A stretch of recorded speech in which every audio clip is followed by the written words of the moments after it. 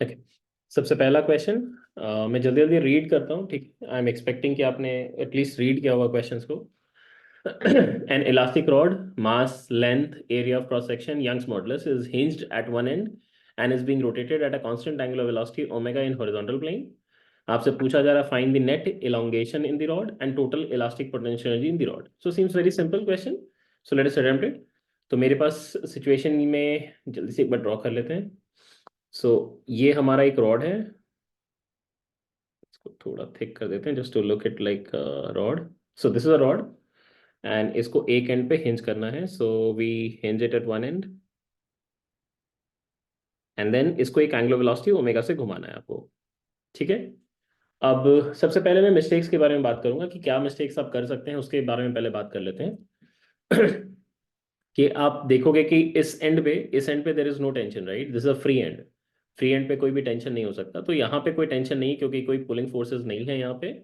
तो यहाँ पे कोई टेंशन जनरेट नहीं हो सकता। तो अगर मैं इस पूरे रॉड को एज अ सिस्टम कंसिडर करूं, इस पूरे रॉड को एज अ सिस्टम कंसिडर करूं, तो मैं इसमें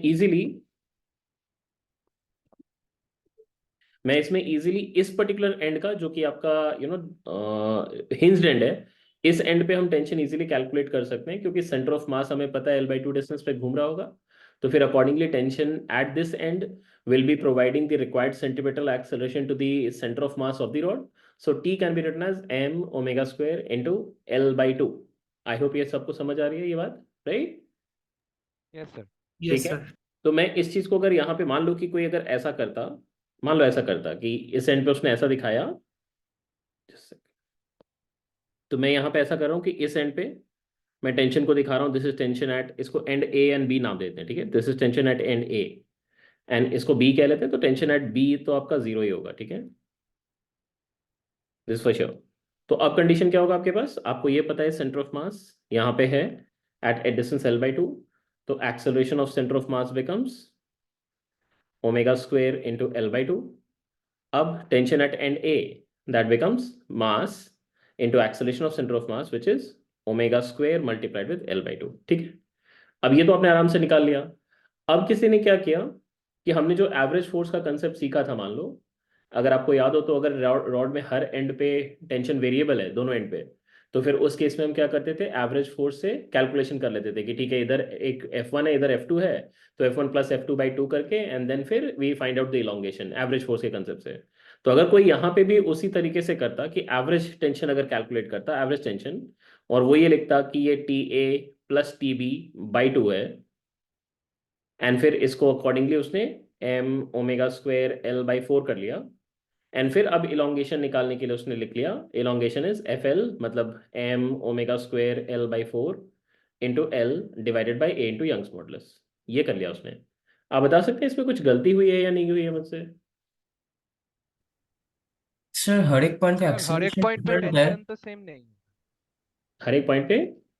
सर एक्सेलरेशन सेम नहीं होगा तो। Good, good. हाँ, तो that is one tension observation. Actually so सब और जगह हम पे लोग सेम जो वो होगा, result it derive will be किए थे उसमें वेरिएबल। हर एक पॉइंट का एक्सेलरेशन सेम था तो वेरी गुड। ये सो हमने वो अच्छा था। रिजल्ट जो डिराइव किया था एवरेज फोर्स का कंसेप्ट, उसमें हर एक पॉइंट का एक्सेलरेशन सेम था। That is one good observation.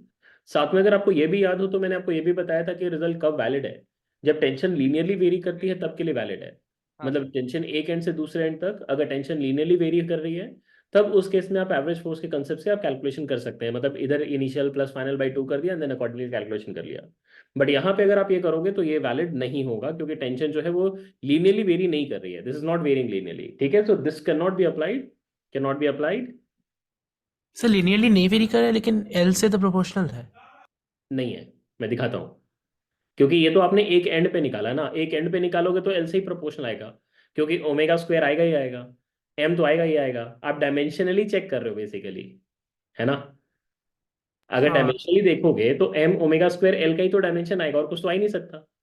L का कुछ और पावर आ सकता है क्या। नहीं। तो फिर डायमेंशनली आप चेक कर रहे हो। डायमेंशनली मैं आपको दिखाता हूँ क्योंकि आपको वहां पे टेंशन, आपको ये दिखाना पड़ेगा कि हाँ अगर मैं लीनियरली वेरिएशन मतलब एक एंड से दूसरे एंड तक अगर मैं जा रहा हूँ और टेंशन लीनियरली वेरी करता हुआ दिख रहा है, तब फिर आप ये बात कह सकते थे, ठीक है।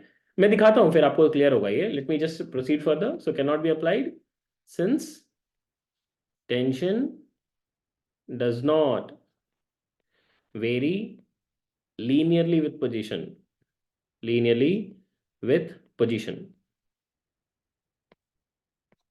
अब कोई इसको करने के लिए क्या कर सकता था, जैसे मैं आपको बुक का तरीका दिखाता हूँ पहले, फिर I show you my method, ठीक है, क्योंकि बुक के मेथड में भी आपको सीखना चाहिए कि how do you choose elements.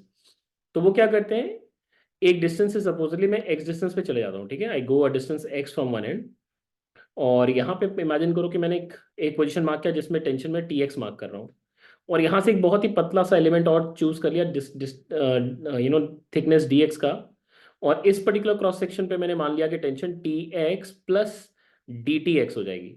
ऐसा मान सकते हैं, क्योंकि एक एक्स एंड पे जो टेंशन है उसको टी एक्स माना, तो एक्स प्लस डी एक्स वाले एंड पे टेंशन कितना होगा, T x plus D T x हो जाएगा। I hope you are agreeing with it, right? ठीक है। यस सर, तो यस अगर मैं इस छोटे से सेक्शन का फ्री बॉडी डायग्राम आपको बनाने के लिए बोलूं, इस छोटे सेक्शन का, ये वाला जो छोटा सा सेक्शन आपको दिख रहा है, ये वाला सेक्शन के लिए तो रेडियस ऑफ रेवोल्यूशन कितना है, एक्स, या X. नहीं है, राइट? इस सेक्शन के लिए अगर आप फ्री बॉडी डायग्राम ड्रॉ करते हैं तो आप इधर से क्या फोर्स दिखाते हैं, टेंशन टी एक्स, इधर से क्या फोर्स दिखाते हैं आप, T x plus D T X, and फिर इसकी एक्सेलरेशन कितनी होती, this would have been omega square into X by two, correct है, sorry X, omega square into X, right? I hope आपको समझ आ रही है। यस। Yes sir, yes. ठीक है, हाँ सर। तो अब net force equal to mass into acceleration लिखते हैं। तो tension at position X minus of tension at position x plus d x, that should be equal to mass which is dm multiplied by acceleration which is omega square x। ठीक है, equation में बहुत simple सा है। अगर आप notice करोगे तो यहाँ पे LHS में एक नेगेटिव दिख रहा होगा, right, minus of d T x is coming out to be m by l into omega square x into d x. सही है, सही लिखा है मैंने, सही लिखा हाँ है। हम्म, अब एक चीज देखोगे आप अगर ध्यान से, तो यहाँ पे LHS में और RHS में ऑब्वियसली जब दो चीजों को आप इक्वेट करते हो तो सिर्फ न्यूमेरिकल वैल्यू मैच नहीं करना चाहिए, पोलैरिटी भी मैच करनी चाहिए। अगर एक पॉजिटिव है तो दूसरे को भी पॉजिटिव होना पड़ेगा, एक नेगेटिव है तो दूसरे को भी नेगेटिव होना पड़ेगा। तो ये नेगेटिव को देख के आपको डरना नहीं चाहिए कि यार इधर ऐसे कैसे ये नेगेटिव हो रहा है, क्योंकि DTX इटसेल्फ इज नेगेटिव। क्योंकि जब आप लेफ्ट हैंड से राइट हैंड तक जा रहे हो तो टेंशन तो घट रहा है, आपको ये समझ में आना चाहिए, क्योंकि इस एंड पे जो टेंशन है उसको पूरा का पूरा रॉड को एक्सेलरेट कराना है, और जैसे जैसे आप इधर से राइट की तरफ शिफ्ट होते जाओगे तो यहाँ का जो टेंशन होगा वो सिर्फ इसको एक्सेलरेट कराएगा। अगर आप यहाँ जाओगे तो यहाँ का जो टेंशन होगा वो सिर्फ इसको एक्सेलरेट कराएगा। तो वैसे जैसे जैसे आप राइट की तरफ शिफ्ट होते जा रहे हो टेंशन क्या हो रहा है, डिक्रीज कर रहा है। So when I wrote T x plus D T x, DTX represents the change and it does not necessarily indicate increase in tension. DTX is a change in tension and the change can be positive as well as negative. तो यहाँ पे जो DTX है that is a negative quantity and negative of negative automatically becomes a positive quantity. आई बात समझ में आप सभी को? Yes sir. ठीक है। Yes, sir. अब अगर देखोगे आप तो इसको हम आराम से इंटीग्रेशन का लिमिट सब्स्टिट्यूट कर सकते हैं। तुम देखो कहाँ पे तुम्हें टेंशन इजीली पता है, where do you know the tension easily? तुम यहाँ का टेंशन तो इजीली पता है तुमको, जीरो है, राइट, है ना? इस एंड पे फ्री एंड है तो फ्री एंड का टेंशन जीरो है, और एक्स डिस्टेंस पे आपको टेंशन नहीं पता है, तो easily we can choose the limits ना। अब यहाँ से मैं इसको यहाँ पे लोअर लिमिट क्या कर दूं, टीएक्स कर दूं, और यहाँ पे अपर लिमिट को यहाँ पे जीरो कर दूं, और यहाँ पे जब इंटीग्रेट करेंगे तो लिमिट्स कहाँ से कहाँ डाल देंगे, एक्स से लेके एल तक डाल देंगे। क्या आपको बात समझ आ रही है? Yes sir. हाँ सर। ठीक है, Yes. क्योंकि एक्स डिस्टेंस पे टेंशन हमने क्या माना, टीएक्स, और एल डिस्टेंस पे टेंशन हमको पता है कितना है, जीरो, तो उसको अकॉर्डिंगली चूज कर लेंगे। तो यहाँ पे मैं अकॉर्डिंगली अब देखो लिमिट्स डाल रहा हूँ। So this is TX at a position X and this is zero at a distance of L. So ये क्वांटिटी हो गई, अभी देखो TX is M omega square by two L into L square minus of X square. Can you see जो tension है वो linearly very नहीं कर रही है एक्स के साथ? Yes, sir. Yes sir. ठीक है, x के पावर 2 के साथ वेरी कर रहा है, और x के पावर 2 के साथ वेरी कर रहा है, इसका मतलब ही तो ये हो गया ना कि भाई अब मतलब वो आप इनिशियल प्लस फाइनल बाई 2 वाला कंसेप्ट से आप यूज नहीं कर सकते। ठीक है, मैं ये टेंशन जनरली बुक्स में इतने अच्छे से एक्सप्लेन नहीं करते, बट वो करते वही हैं, वो directly DTX equal to DM omega square x कर देते हैं। वो आपको शायद समझ में ना आए, इसलिए मैंने एक्सप्लेन किया अच्छे से आपको कि इसको कैसे यूज करना चाहिए। But this is not my method, I never be preferring this method. मैं क्या करूंगा, मैं एक ऑर्डिनरी तरीके से अब ये टेंशन निकाल के आपको दिखाता हूँ, ठीक है? This is my method. What I do is, मैं जो एक्स डिस्टेंस को छोड़ के जो remaining L minus x portion है मैं उसको कंसिडर करता हूँ, ठीक है? से this is the axis of rotation, this is the axis of rotation, इसके अबाउट हमारी असेंबली घूम रही थी। एंड ये हमारा वो पोर्शन ऑफ रॉड था जिसको हम फ्री बॉडी डायग्राम में कंसिडर कर रहे थे, ठीक है। So since we took this distance as x, this distance was taken as x, so remaining portion becomes कितना, l minus x, राइट, ठीक है। यस अब सर। तुम ये सोचो कि यहाँ का जो टेंशन है, यहाँ का जो टेंशन है, यही तो इस रिमेनिंग पोर्शन को एक्सेलरेट करा रहा है, राइट, कह सकते हैं। जी सर। Yes. इसका सेंटर ऑफ मास कहाँ पे होगा, इसके बीच में होगा, राइट, इस रिमेनिंग पोर्शन का। तो कितने दूर पे होगा यहाँ से, कितना दूर है यहाँ L से, minus x L minus Minus x/2. x. x by 2, correct है, ठीक है। तो एक्सिस ऑफ रोटेशन से इसकी डिस्टेंस कितनी हो गई, L plus x/2. L plus x by Plus x by 2. I hope सबको समझ आ रही है, ठीक है। सिंपल डिस्टेंस ऐड कर दिया है तो l plus x by 2 हो गया, करेक्ट है। तो अब बताओ एक्सेलरेशन ऑफ सेंटर ऑफ मास कितनी है, what is the acceleration of centre of mass, m omega square into L plus x/2. Omega square into L Sorry, plus x by 2। Acceleration पूछा है तो आप मास मल्टीप्लाई नहीं करेंगे, और वैसे भी उसका मास m नहीं है, हाँ ठीक सर। है। तो ये एक्सेलरेशन आ गई आपके पास। अब net force equal to mass into acceleration लिख लेते हैं। So therefore this tension at position x should be mass per unit length into उसका length which is l minus x multiplied with उसका acceleration, and that acceleration is omega square multiplied with l plus x by 2। Check करो तो same आ गया क्या, m omega square by 2l and that multiplied with l square minus x square। आ गया नहीं आ गया, no integration is required. I hope आप सबको हाँ, समझ सर। आ गई ये वाली चीज, हम्म। हाँ सर। ठीक है। तो मेन काम तो बस आपका टेंशन ही निकालना था। Once you have got tension, अब आपका आगे का कैलकुलेशन आपको पता है। व्हाट डू वी डू, कि हम ये वाले सिचुएशन को अगर देखते हैं, ये वाली सिचुएशन को अगर मैं रेप्लिकेट करूं यहाँ पे एक बार, तो अब हम इलॉन्गेशन निकालने के लिए बिल्कुल तैयार हैं यहाँ पे। आपको पता है कि इस तरह का जब सिचुएशन होता है तो इसको हम दोनों तरफ से ऑलमोस्ट हम क्या मानते हैं, टीएक्स ही मान लेते हैं ना, राइट, मानते हैं या नहीं मानते, क्योंकि टीएक्स में डीटीएक्स बहुत छोटा ही ऐड होता है। Yes. अगर ये वाली लेंथ आपकी x हो, dx हो, और उसके बाद फिर इसकी लेंथ बढ़ के कुछ एक थोड़ी सी बढ़ के आपको दिख रही है, if this length is dx plus d of delta l लिख लेते हैं, क्योंकि हमको डेल्टा l फाइंड करनी है। तो अब इसके लिए जब हम यंग्स मॉडुलस का फॉर्मूला लगाते हैं, आराम से लगा सकते हैं। This is tension at position x by area divided by fractional change in length. So this is d of delta L over dx. And अब आपको पता है कि आपको elongation निकालनी है, तो आपको integration of d of delta L कर लेनी है। तो अब आप करोगे, यहाँ से क्या मिलेगा आपको, this will be integration of tension at position x into dx divided by a into Young's modulus। ये सारी चीजें मैंने वैसे भी जनरल क्लासेस में डिराइव किया हुआ है, बट फिर से आपको एक बार दिखा दिया ताकि आप रिलेट कर पाए जल्दी से। अब ये इंटीग्रेशन का लिमिट आपका 0 से लेके l तक होना है। टेंशन की वैल्यू आप निकाल ही चुके, उसको बस सब्स्टिट्यूट कर देते हैं। तो delta l will become 1 by area into Young's modulus, integration of tension at position x is m omega square by 2l multiplied with l square minus of x square and इसके साथ dx multiplied, and this is 0 से लेके l तक। So what you get is m omega square by a 2a Young's modulus into l, and then l square dx becomes l cube minus of x square dx becomes l cube by 3, and ये हो गया 2l by 3, 2l cube by 3, so this becomes m omega square into m omega square into ये 2 तो cut जाएगा, m omega square 2 cut जाएगा इधर, और आपके पास बचेगा एक l square and divided by this is 3a Young's modulus। यही आपका आंसर हो जाएगा। आई होप सबको समझ आ गई है, यस ठीक है। तो ये तो हमारा इलॉन्गेशन निकल गया। अब इलॉन्गेशन सिंस निकल चुका है, हम इलास्टिक पोटेंशियल एनर्जी भी निकाल सकते हैं। क्या हम इलास्टिक पोटेंशियल एनर्जी के लिए हाफ के एक्स स्क्वायर कर सकते हैं?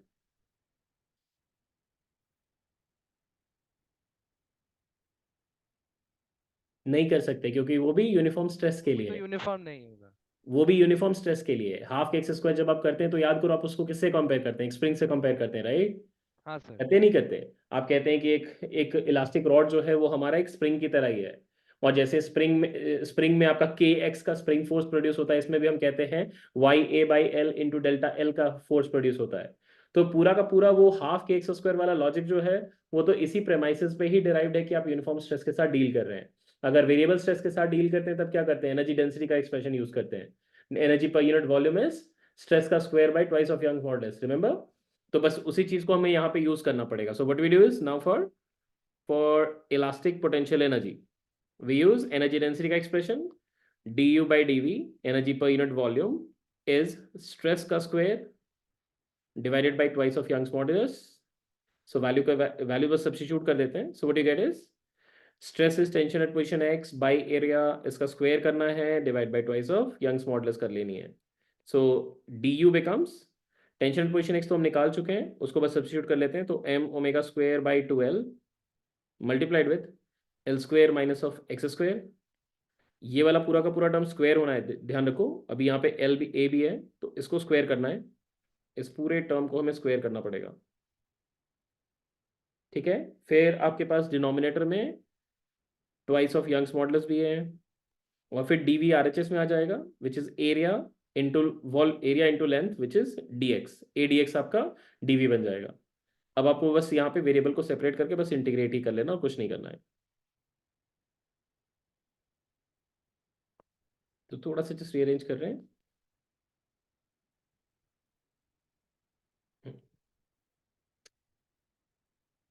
So what you getting is u की वैल्यू विल बी, एक एरिया तो कट जाएगा, m स्क्वायर हो जाएगा, ओमेगा पावर 4 हो जाएगा, divided by 2 to the 4 to the 8 हो जाएगा, l स्क्वायर हो जाएगा, एक a बचेगा, एक y बचेगा, और यहाँ पे आपके पास बचेगा इंटीग्रेशन में l का power 4 plus x to the power 4 minus of 2l square x square and then dx, और इसको इंटीग्रेट करना है आपको 0 से लेके l तक.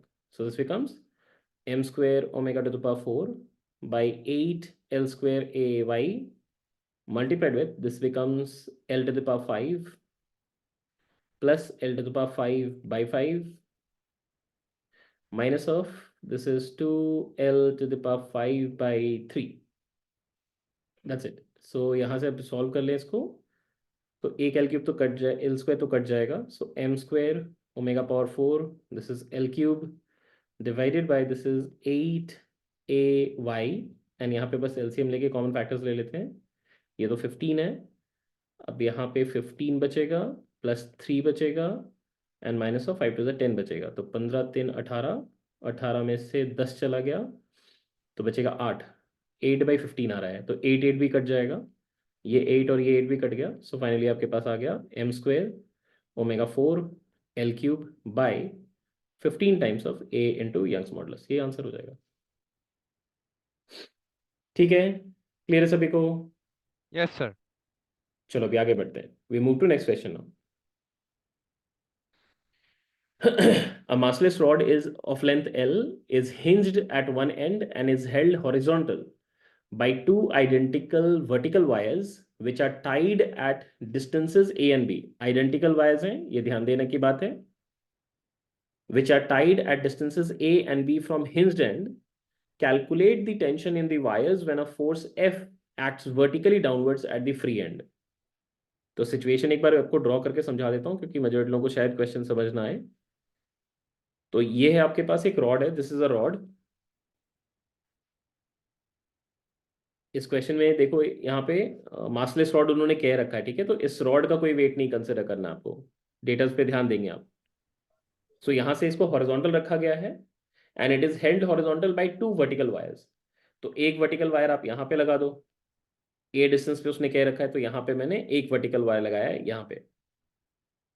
तो इसको आप ऊपर में सील कर सकते हो ऐसा, एक सीलिंग है, सोचो सीलिंग में ही बांध रखा है उनको.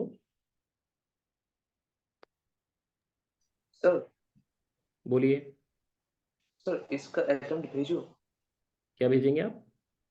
सर इसका अटेम्प्ट भेजो.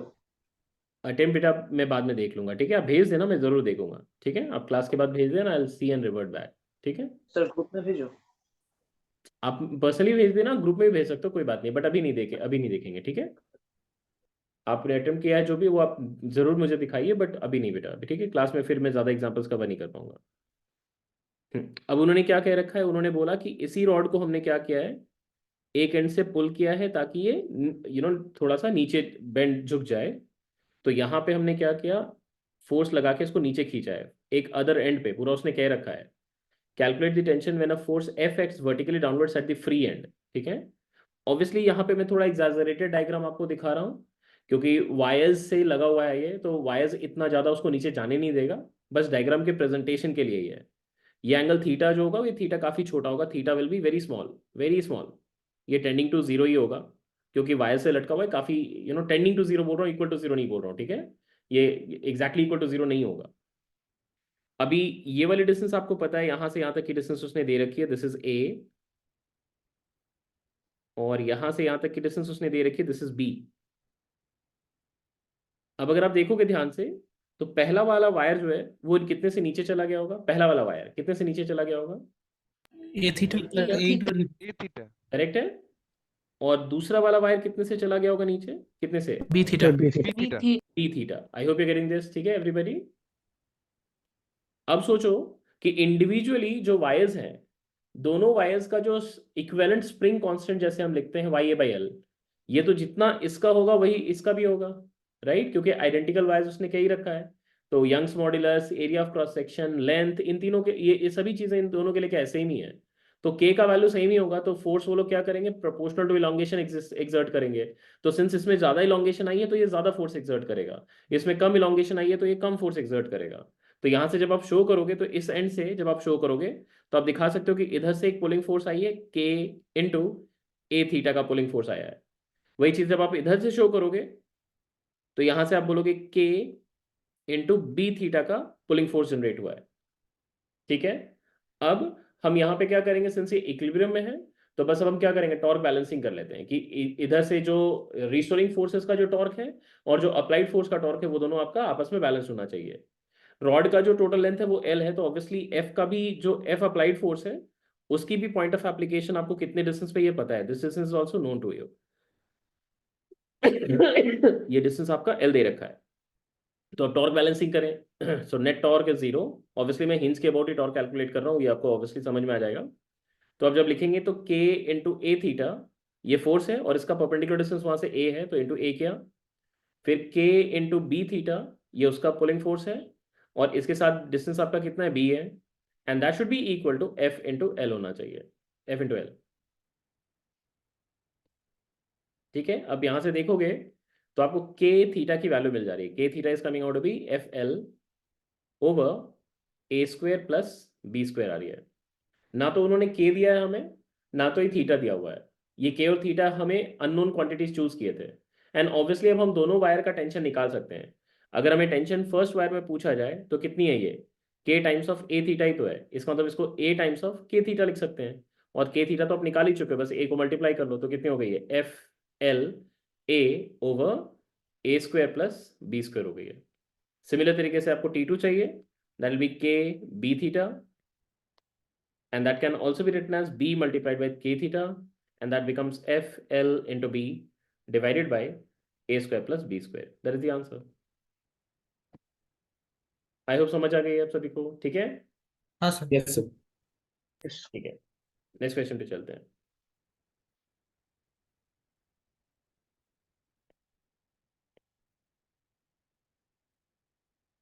देखिए ये नेक्स्ट क्वेश्चन है आपके लिए।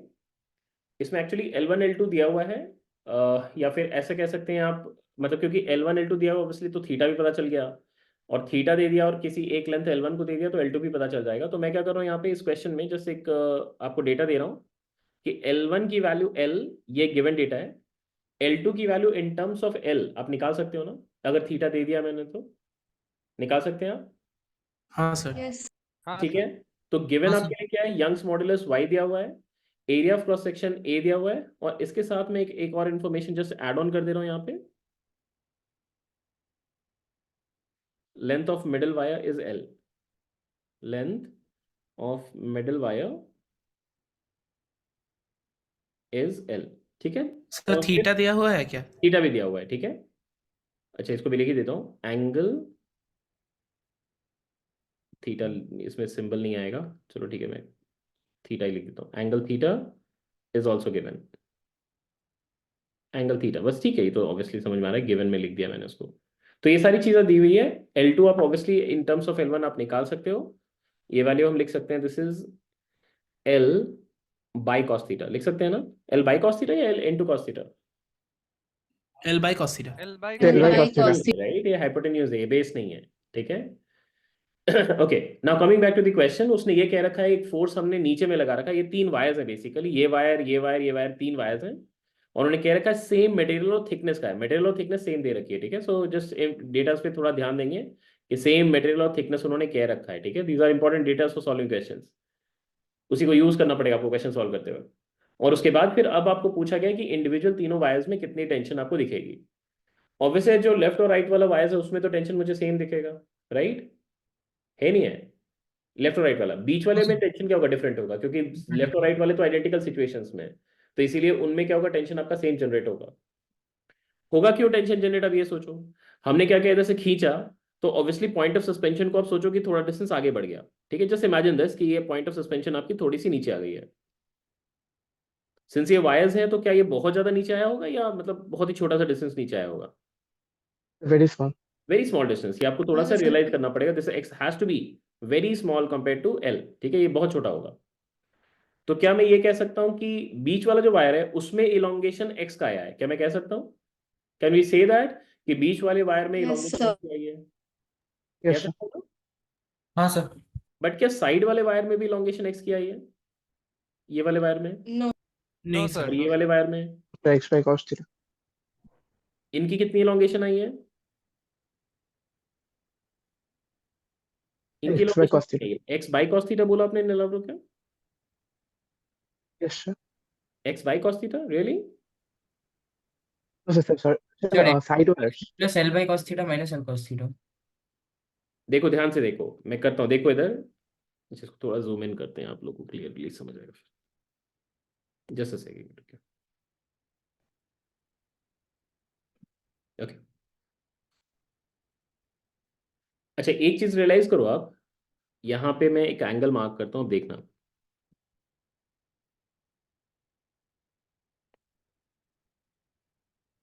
Can I say that this angle over here will also be almost theta?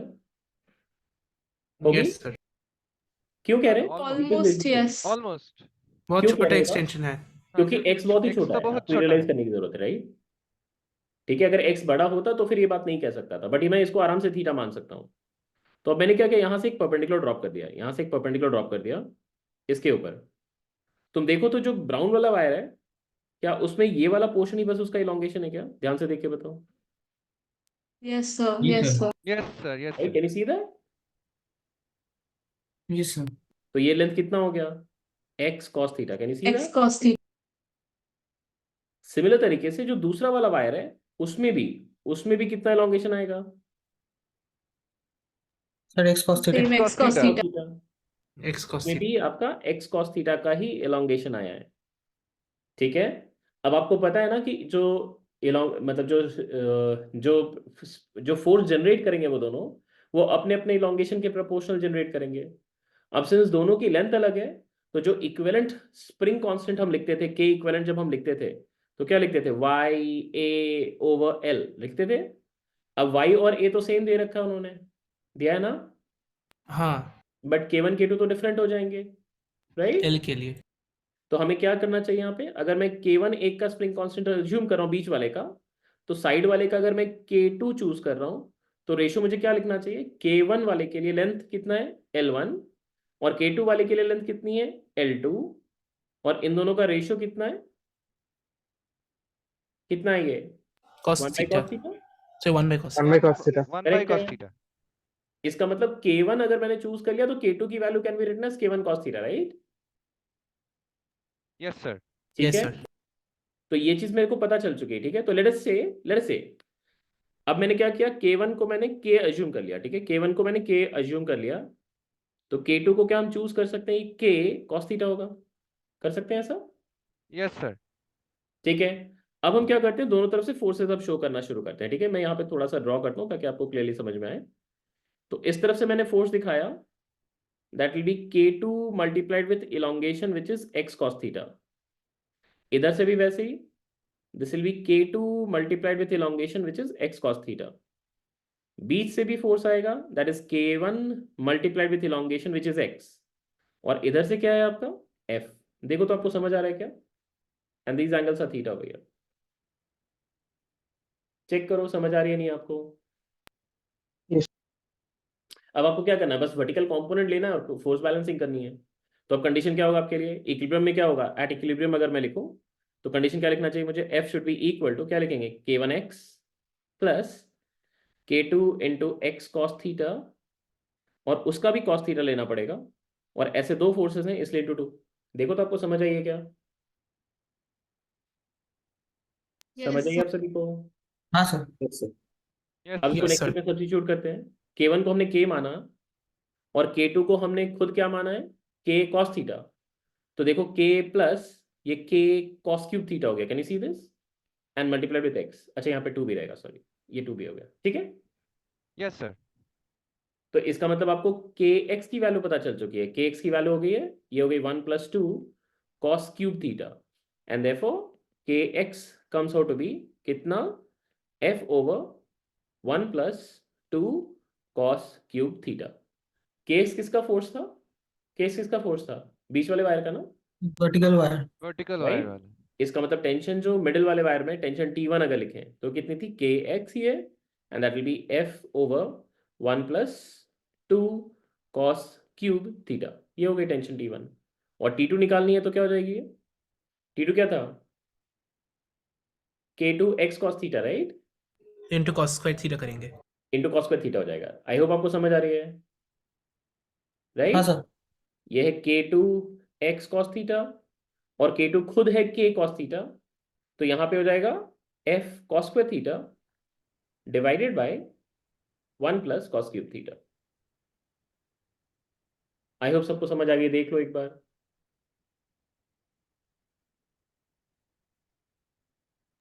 Yes. ठीक है, सबको समझ आ गई है, आगे बढ़ जाए। Sir, 2 cos cube Sir, theta 2 नहीं cos होगा? cube theta होगा ना? कुछ गलत किया मैंने, Sir, f अच्छा by अच्छा 1 डिनोमिनेटर plus में 2 cos. टू, डिनोमिनेटर में 2 है, राइट, ये डिनोमिनेटर में एक 2 है, ठीक है, ठीक है भाई, Yes, sir. ठीक है, Yeah. ठीक है, चलो अभी नेक्स्ट क्वेश्चन पे चलते हैं।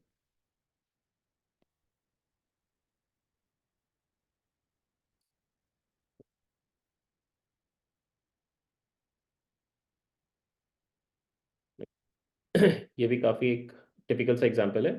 क्वेश्चन एक बार पढ़ लेते हैं और क्वेश्चन को समझ लेते हैं पहले क्या कह रहा है।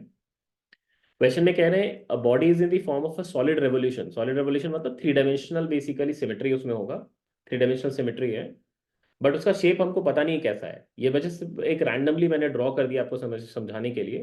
वो कह रहे हैं कि एक सॉलिड रेवोल्यूशन की तरह है, मतलब कि बेसिकली आप 3 डायमेंशनल सिमेट्री देखोगे उसके में, बट शेप हमको पता नहीं है।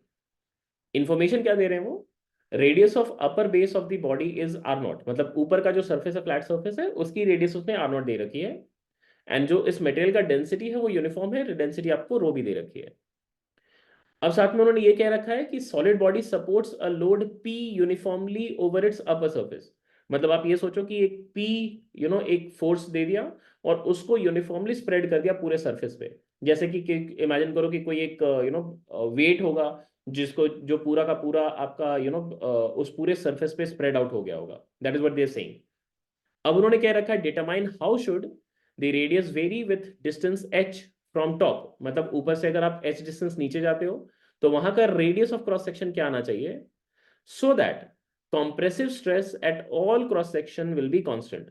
मतलब जो भी क्रॉस सेक्शन में आप ये कॉम्प्रेसिव स्ट्रेस देखोगे, कॉम्प्रेसिव स्ट्रेस किसकी वजह से आएगा, एक तो टॉप में पुशिंग फोर्स है उसकी वजह से तो आएगा ही आएगा, बट साथ में जैसे जैसे आप ऊपर से नीचे जाते जाओगे आपका क्या होगा, more and more of material क्या होगा, एडअप होंगे, एंड जब more and more of material add होंगे तो उस केस में क्या होगा, वो एक्स्ट्रा एक क्या होगा, वेट कैरी मतलब फोर्स ऐड ऑन करेंगे, वो एक्स्ट्रा फोर्स ऐड करेंगे, और जैसे जैसे ऊपर से नीचे हम जाते जाएंगे तो उससे क्या होगा, एक्स्ट्रा एरिया भी ऐड ऑन होगा, राइट।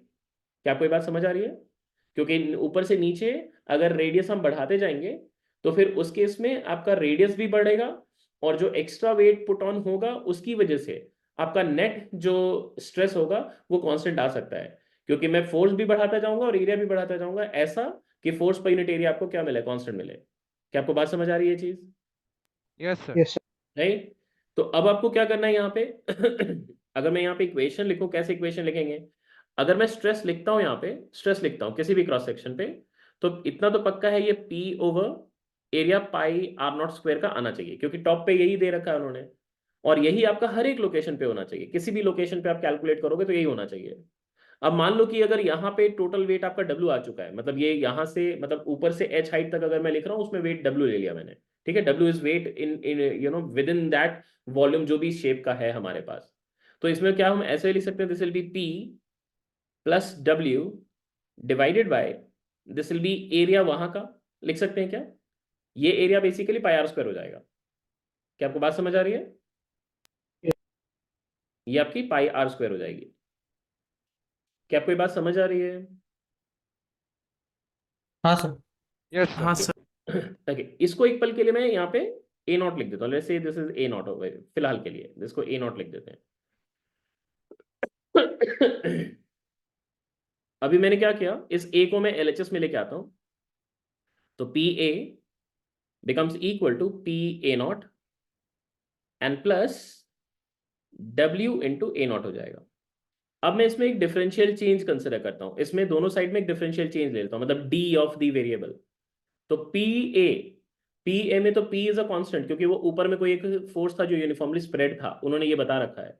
तो क्या मैं इसको ऐसे लिख सकता हूँ, P D A will be equal to P P into A naught, ये पूरा का पूरा टर्म ही तो कांस्टेंट है ना, ये वाला पूरा का पूरा टर्म क्या है, कांस्टेंट है ना, यस सर। क्योंकि पी भी कांस्टेंट है, पी आपका फोर्स था, वो एरिया ए नॉट भी कांस्टेंट है, तो ये कांस्टेंट ही है। तो इसका डिफरेंशियल चेंज कितना हो जाएगा, 0 हो जीरो। जाएगा। जीरो। और ए नॉट भी कांस्टेंट है, तो इसको ए नॉट के साथ हम क्या लिख सकते हैं, डीडब्ल्यू लिख सकते हैं। क्या आपको बात समझ आई equation? Yes sir. Yes sir. Yes. ठीक है, तो अब हमें यहाँ पे क्या सब्स्टिट्यूट करनी है, एरिया को हमने क्या लिखा था, देखो ध्यान से, एरिया को क्या लिखा था, पाई आर स्क्वायर ना, तो डीए क्या हो जाएगा, 2 pi R D R, 2 pi R D R. हाँ राइट। सर। तो इसको हम लिख सकते हैं, this is P into 2 pi R into D R, and that will be equal to A naught and फिर डी डब्ल्यू। डी डब्ल्यू का क्या मतलब है कि अगर आप आर से अब डी आर पे जा रहे हो, सोचो यहाँ पे एक पतला सा लेयर और एड ऑन हो जाएगा। जब आप आर के बाद आर प्लस डी आर पे जाओगे तो यहाँ पे एक पतला सा वेट एड ऑन होगा, ही नहीं होगा, होगा। हाँ हाँ हाँ तो होगा। इसमें जो वेट एड ऑन हो रहा है उसी को हमने क्या बोल रखा है, डी डब्ल्यू बोल रखा है। क्या आपको बात समझ आ रही है? हाँ सर।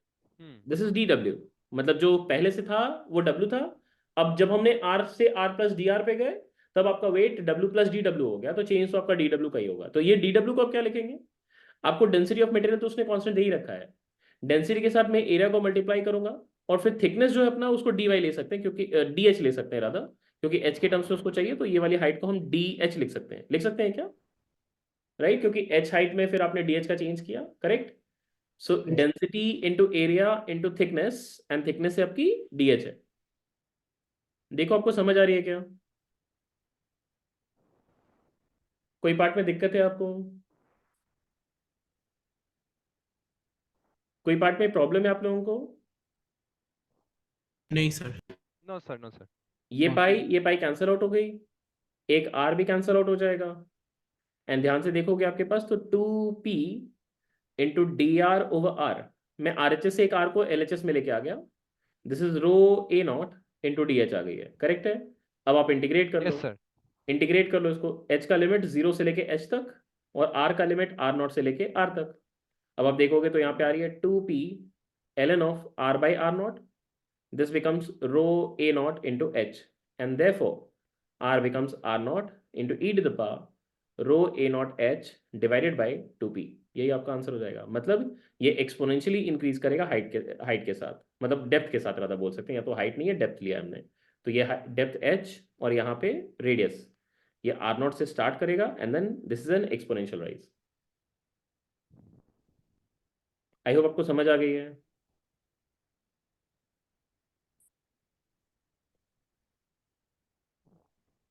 समझ आई आप सबको? Yes sir. Yes sir. ठीक है, यस सर। ठीक है, चलो अभी आगे बढ़ते हैं, नेक्स्ट क्वेश्चन पे चलते हैं। ये रिलेटिवली इजियर क्वेश्चन था। इसमें उन्होंने क्या कह रखा है कि एक स्मॉल बॉब है मास m का, अच्छा एक इंफॉर्मेशन मैं यहाँ लिखना भूल गया, this is a light rod, ये एक लाइट रॉड है, एल एल है ना। This is a light rod of length L, length L दे रखा है, और इसकी यंग्स मॉडल, ओहो डेटा तो लिखा ही नहीं मैंने, यंग्स मॉडुलस आपका y है, एरिया ऑफ क्रॉस सेक्शन ये है।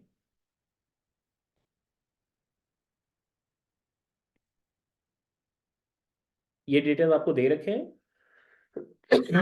साथ में एक्सट्रीम एंड पे एक छोटा सा बॉब भी दे रखा है जिसका मास m है। स्मॉल बॉब कह रखा है तो दिखाने के लिए इतना बड़ा बनाया मैंने, बट आपको उसको एक पॉइंट मास की तरह ही अज्यूम करना है। अब वो कह रहे हैं कि m को आपको कितना चूज करना है such that the Bob does not touch the floor. आप नोटिस करोगे तो यहाँ पे फ्लोर को कितने डिस्टेंस पे उसने बनाया है, l+h डिस्टेंस पे बनाया है, और ये कह रखा है कि h की वैल्यू बहुत छोटी है l से। अगर मान लो कि ये रॉड अगर इलोंगेट नहीं करता, तो उस केस में बॉब क्या होता है, ये ऊपर से ही निकल जाता ना, निकलता ही नहीं, निकलता। हाँ सर। क्यों? क्योंकि उसने एक l+h का गैप लिया है, राइट। इसका मतलब है कि ये आराम से ऊपर से निकल जाता अगर वो इलोंगेट नहीं करता तो। बट सिंस आपको Yes, ये sir. पता है कि सर्कुलर मोशन का एग्जांपल है, सर्कुलर मोशन में क्या होगा, जब बॉब ऊपर से नीचे उतरेगा तो लोअर मोस्ट पोजीशन पे क्या होगा, सबसे ज्यादा टेंशन होगा, और जब वो सबसे ज्यादा टेंशन होगा इसका मतलब वहां पे क्या होगा, ऑलरेडी सबसे ज्यादा इलोंगेशन होगा वहां पे। तो there is certain elongation over here, ये सर्टेनली है, बट हाँ ये इलोंगेशन एच से ज्यादा नहीं होना चाहिए, तो फिर वो उसको टच नहीं करेगा फ्लोर को। इन इधर केस हम जब मैक्सिमम मास की बात करें कि कितना हम डाल सकते हैं, मैक्सिमम कितना डाल सकते हैं, तो उस केस में क्या बोलेंगे, जस्ट टच करके मे भी निकल गया होगा, right. Yes, sir. Understanding Yes, this. sir. Yes, sir. तो हमने क्या किया, उसी चीज को मैं यहाँ पे शो कर रहा हूँ। What I am doing is, मैंने बोला चलो ठीक है अभी इसको एक वर्टिकल पोजीशन पे लेके आ जाते हैं, और ये मान लेते हैं कि ये जस्ट इसको टच कर दे रहा है, जस्ट टच कर दिया इसने इसको, ठीक है। आपको बॉल का मास को नेग्लेक्ट करना है, ठीक है। तो अब आपके पास सिचुएशन क्या होगा, ये मास अगर m है, क्या इसकी वेलोसिटी आपको पता है, do we know the velocity, ये कितने जाएगी, रूट अंडर √2gh। जी 2g into l+h, which can obviously be written as √2gl, लिख सकते हैं ना, Yes, sir. ठीक है। ये आपकी वेलोसिटी है। अब टेंशन ऊपर की तरफ, mg नीचे की तरफ, और सेंटीपिटल एक्सेलरेशन आपका v²/l ऊपर की तरफ। ये l+h होना चाहिए, बट इसको मैं प्रैक्टिकल पर्पसेस के लिए v²/l ले सकता हूं। अब कंडीशन क्या लिखेंगे आप, t minus mg should be equal to mv²/l, और v² की वैल्यू दे ही रखी है आपको, तो दिस बिकम्स 2mg। तो टेंशन की वैल्यू कितनी आ गई आपके पास, 3mg आ गई है। इसका मतलब टेंशन कितना हो गया, 3mg। आपको वैसे भी अगर वर्टिकल सर्कुलर मोशन के रिजल्ट्स याद हो तो यहाँ पे और यहाँ पे टेंशन का डिफरेंस हमेशा कितने का होता है, 3mg का, राइट। 3mg। 3mg का. तो अगर मैं इस क्वेश्चन को अटेम्प्ट करता तो मैं डायरेक्टली यहाँ पे टेंशन को 3mg लेके कैलकुलेशन कर लेता। क्यों? क्योंकि मुझे पता है यहाँ पे कोई वेलोसिटी है नहीं, इसका मतलब यहाँ पे कोई टेंशन नहीं होगा, राइट। और यहाँ पे टेंशन 0 है तो यहाँ पे टेंशन कितना होगा, 3mg। So had I been attempting this question I would not have even wasted this much of time to calculate this tension, ठीक है। वो आपको स्टैंडर्ड रिजल्ट की तरह याद रखना चाहिए। वंस यू गेट टेंशन उसके बाद तो आपको पता है कि अब मुझे क्या करना है, इलोंगेशन के लिए बस फॉर्मूला यूज कर लेना तो इलोंगेशन जो आएगी वो कितने की आएगी, h की आएगी। डेल्टा एल का मैक्सिमम वैल्यू जो हम ले सकते हैं वो h का ले सकते हैं, and that will be equal to 3mg, यही आपका टेंशन है, into l divided by a into Young's modulus FL/AY, and therefore m का जो मैक्सिमम वैल्यू होगा, m का maximum value that will be, आपको तो m चाहिए ना, FL/A into Young's modulus, yes, तो ये हो गई a Young's modulus into h divided by this is 3g into l, यही आपका फाइनल आंसर हो जाएगा। आई होप सबको समझ आ गई है, ये आसान क्वेश्चन था, ये इतना difficult Yes, question. sir. Yes, sir. ठीक है चलो आगे बढ़ते हैं। चलो गैप क्या है,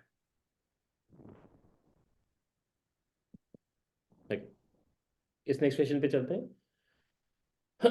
A uniform rod of length L, density sigma, is pivoted smoothly at the point O below water of density rho as shown in the figure. So rod की डेंसिटी आपको सिग्मा दे रखी है एंड वाटर की density rho दे रखी है, और पूछा है कि थीटा इक्विलिब्रियम में कितनी होगी। चलो इसमें दो क्वेश्चन ऐड कर देते हैं। पहला क्वेश्चन ये है, इसमें एक और क्वेश्चन ऐड कर देते हैं। एक और क्वेश्चन है, find reaction force from hinge in magnitude and direction,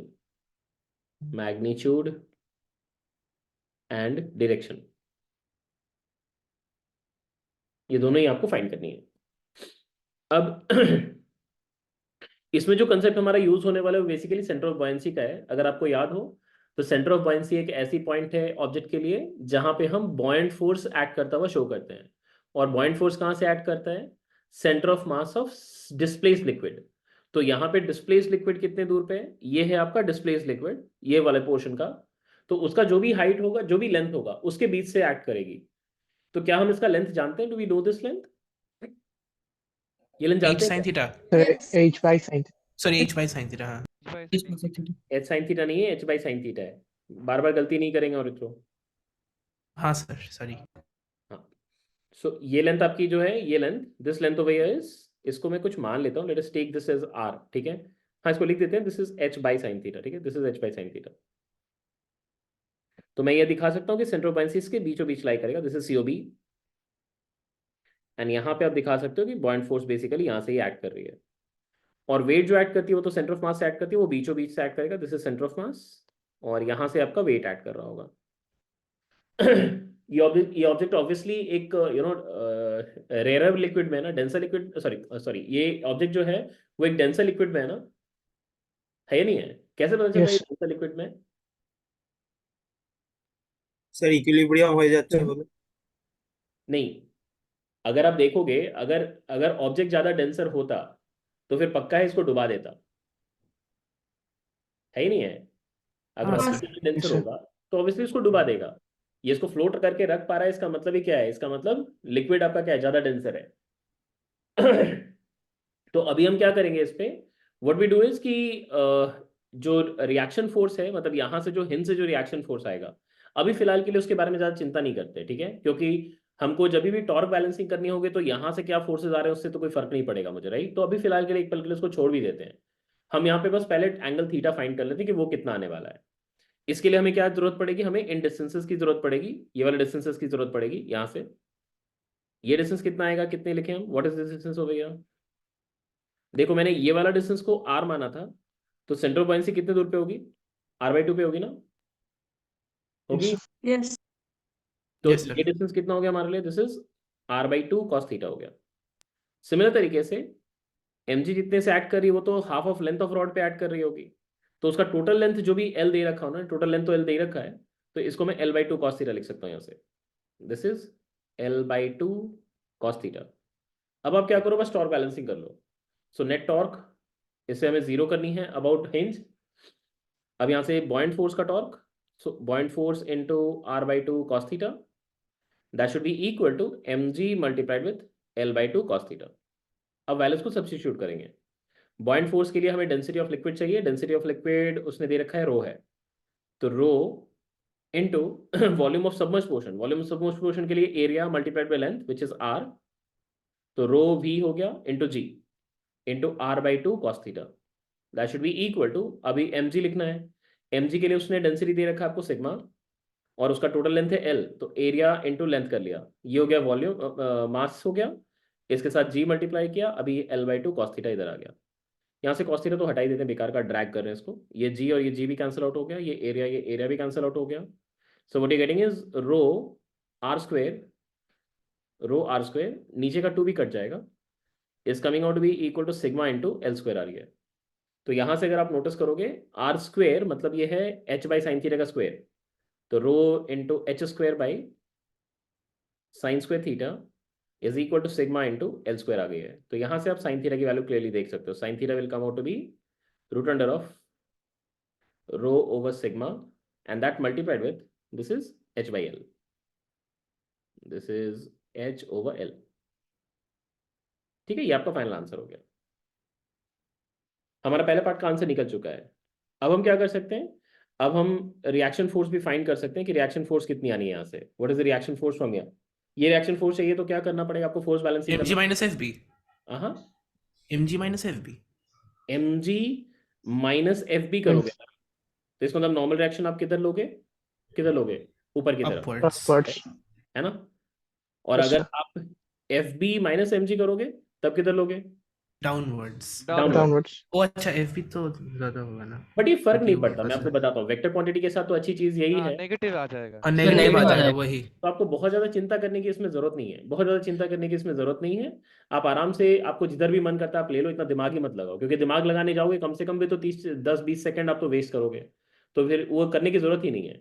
आपको जो मन करता है वो कर दो। आपको mg माइनस अब बाइंड फोर्स करना है आप वो कर लो, और आपको बाइंड फोर्स माइनस mg करना है वो भी कर लो। तो अकॉर्डिंगली यहाँ पे जो भी मन कर रहा है आपको, तो यहाँ से नॉर्मल रिएक्शन चाहिए तो सेकंड पार्ट के लिए भी आप ये कर सकते हैं कि नॉर्मल रिएक्शन चाहिए हिंद से, तो आप अगर जैसा डायग्राम में चूज कर रहे हो वैसे ही कर लेना, ठीक है। तो मैं यहाँ पे दिखा रहा हूँ कि बॉइंट फोर्स ऊपर है, mg नीचे है, सो अकॉर्डिंगली मैं यहाँ पे दिखा देता हूँ कि नीचे की तरफ आएगा। सो मैंने बॉइंट फोर्स को नीचे, मैंने नॉर्मल रिएक्शन को नीचे की तरफ दिखा रखा है। तो नॉर्मल रिएक्शन नीचे है तो हमें क्या लिखना पड़ेगा, एफ बी माइनस mg करना पड़ेगा। और अगर आप उल्टा करना चाहते हैं तो वो भी कर सकते हैं, कोई दिक्कत नहीं है। मेरा नेगेटिव आना है या तो आपका नेगेटिव आना है, इन इधर केस में मॉड ले लूंगा तो वो सेफ हो जाएगा हमारे लिए। तो हम क्या करेंगे यहाँ पे, normal reaction becomes बॉइंट force minus of mg कर लेंगे और इसका मॉड ले लेंगे। आई होप आपको बात समझ आ रही है। यस ठीक सर। है, यस सर। ठीक है, चलो अभी आगे बढ़ते हैं। बॉइंट फोर्स और mg तो ऑलरेडी कैलकुलेट करना दिखा दिया आपको, तो इसलिए और उस पर टाइम वेस्ट नहीं करना है। ये भी काफी अच्छा सा क्वेश्चन है।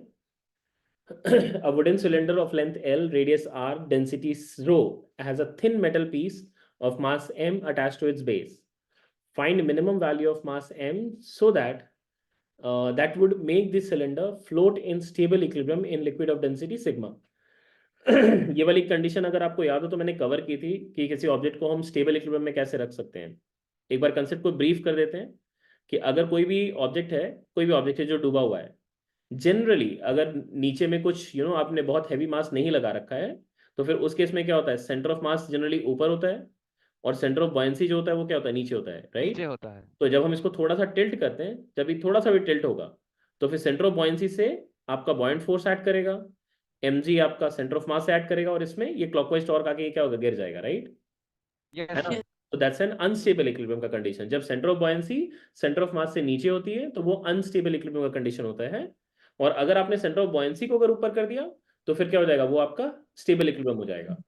अगर मैं जस्ट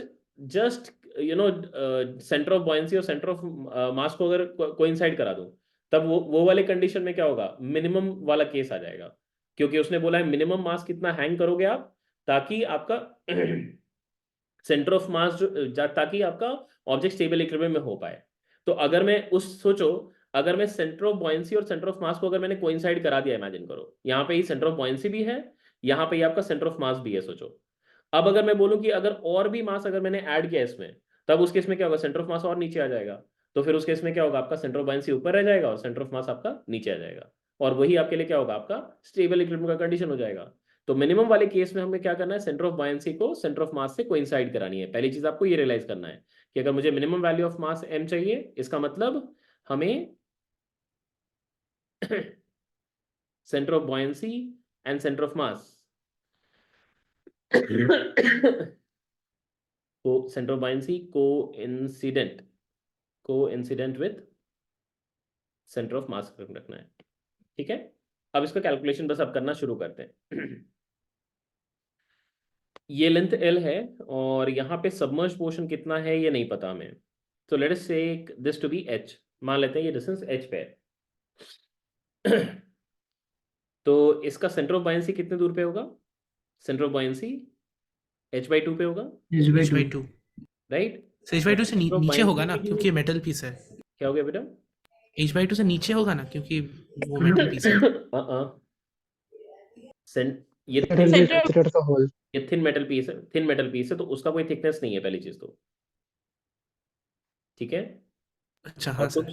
और तुम शायद सेंटर ऑफ मास की बात कर रहे हो, और वो सेंटर ऑफ मास जो है वो सिलेंडर के लिए L/2 पे है, और सिलेंडर का L/2 से नीचे तुम मीन कर रहे हो शायद। हाँ सर वो तो है, लेकिन आप बोले थे कि सेंटर ऑफ बॉयंसी भी सबमर्ज पार्ट का सेंटर ऑफ मास है, तो मेटल के लिए वो भी नीचे नहीं चला जाएगा।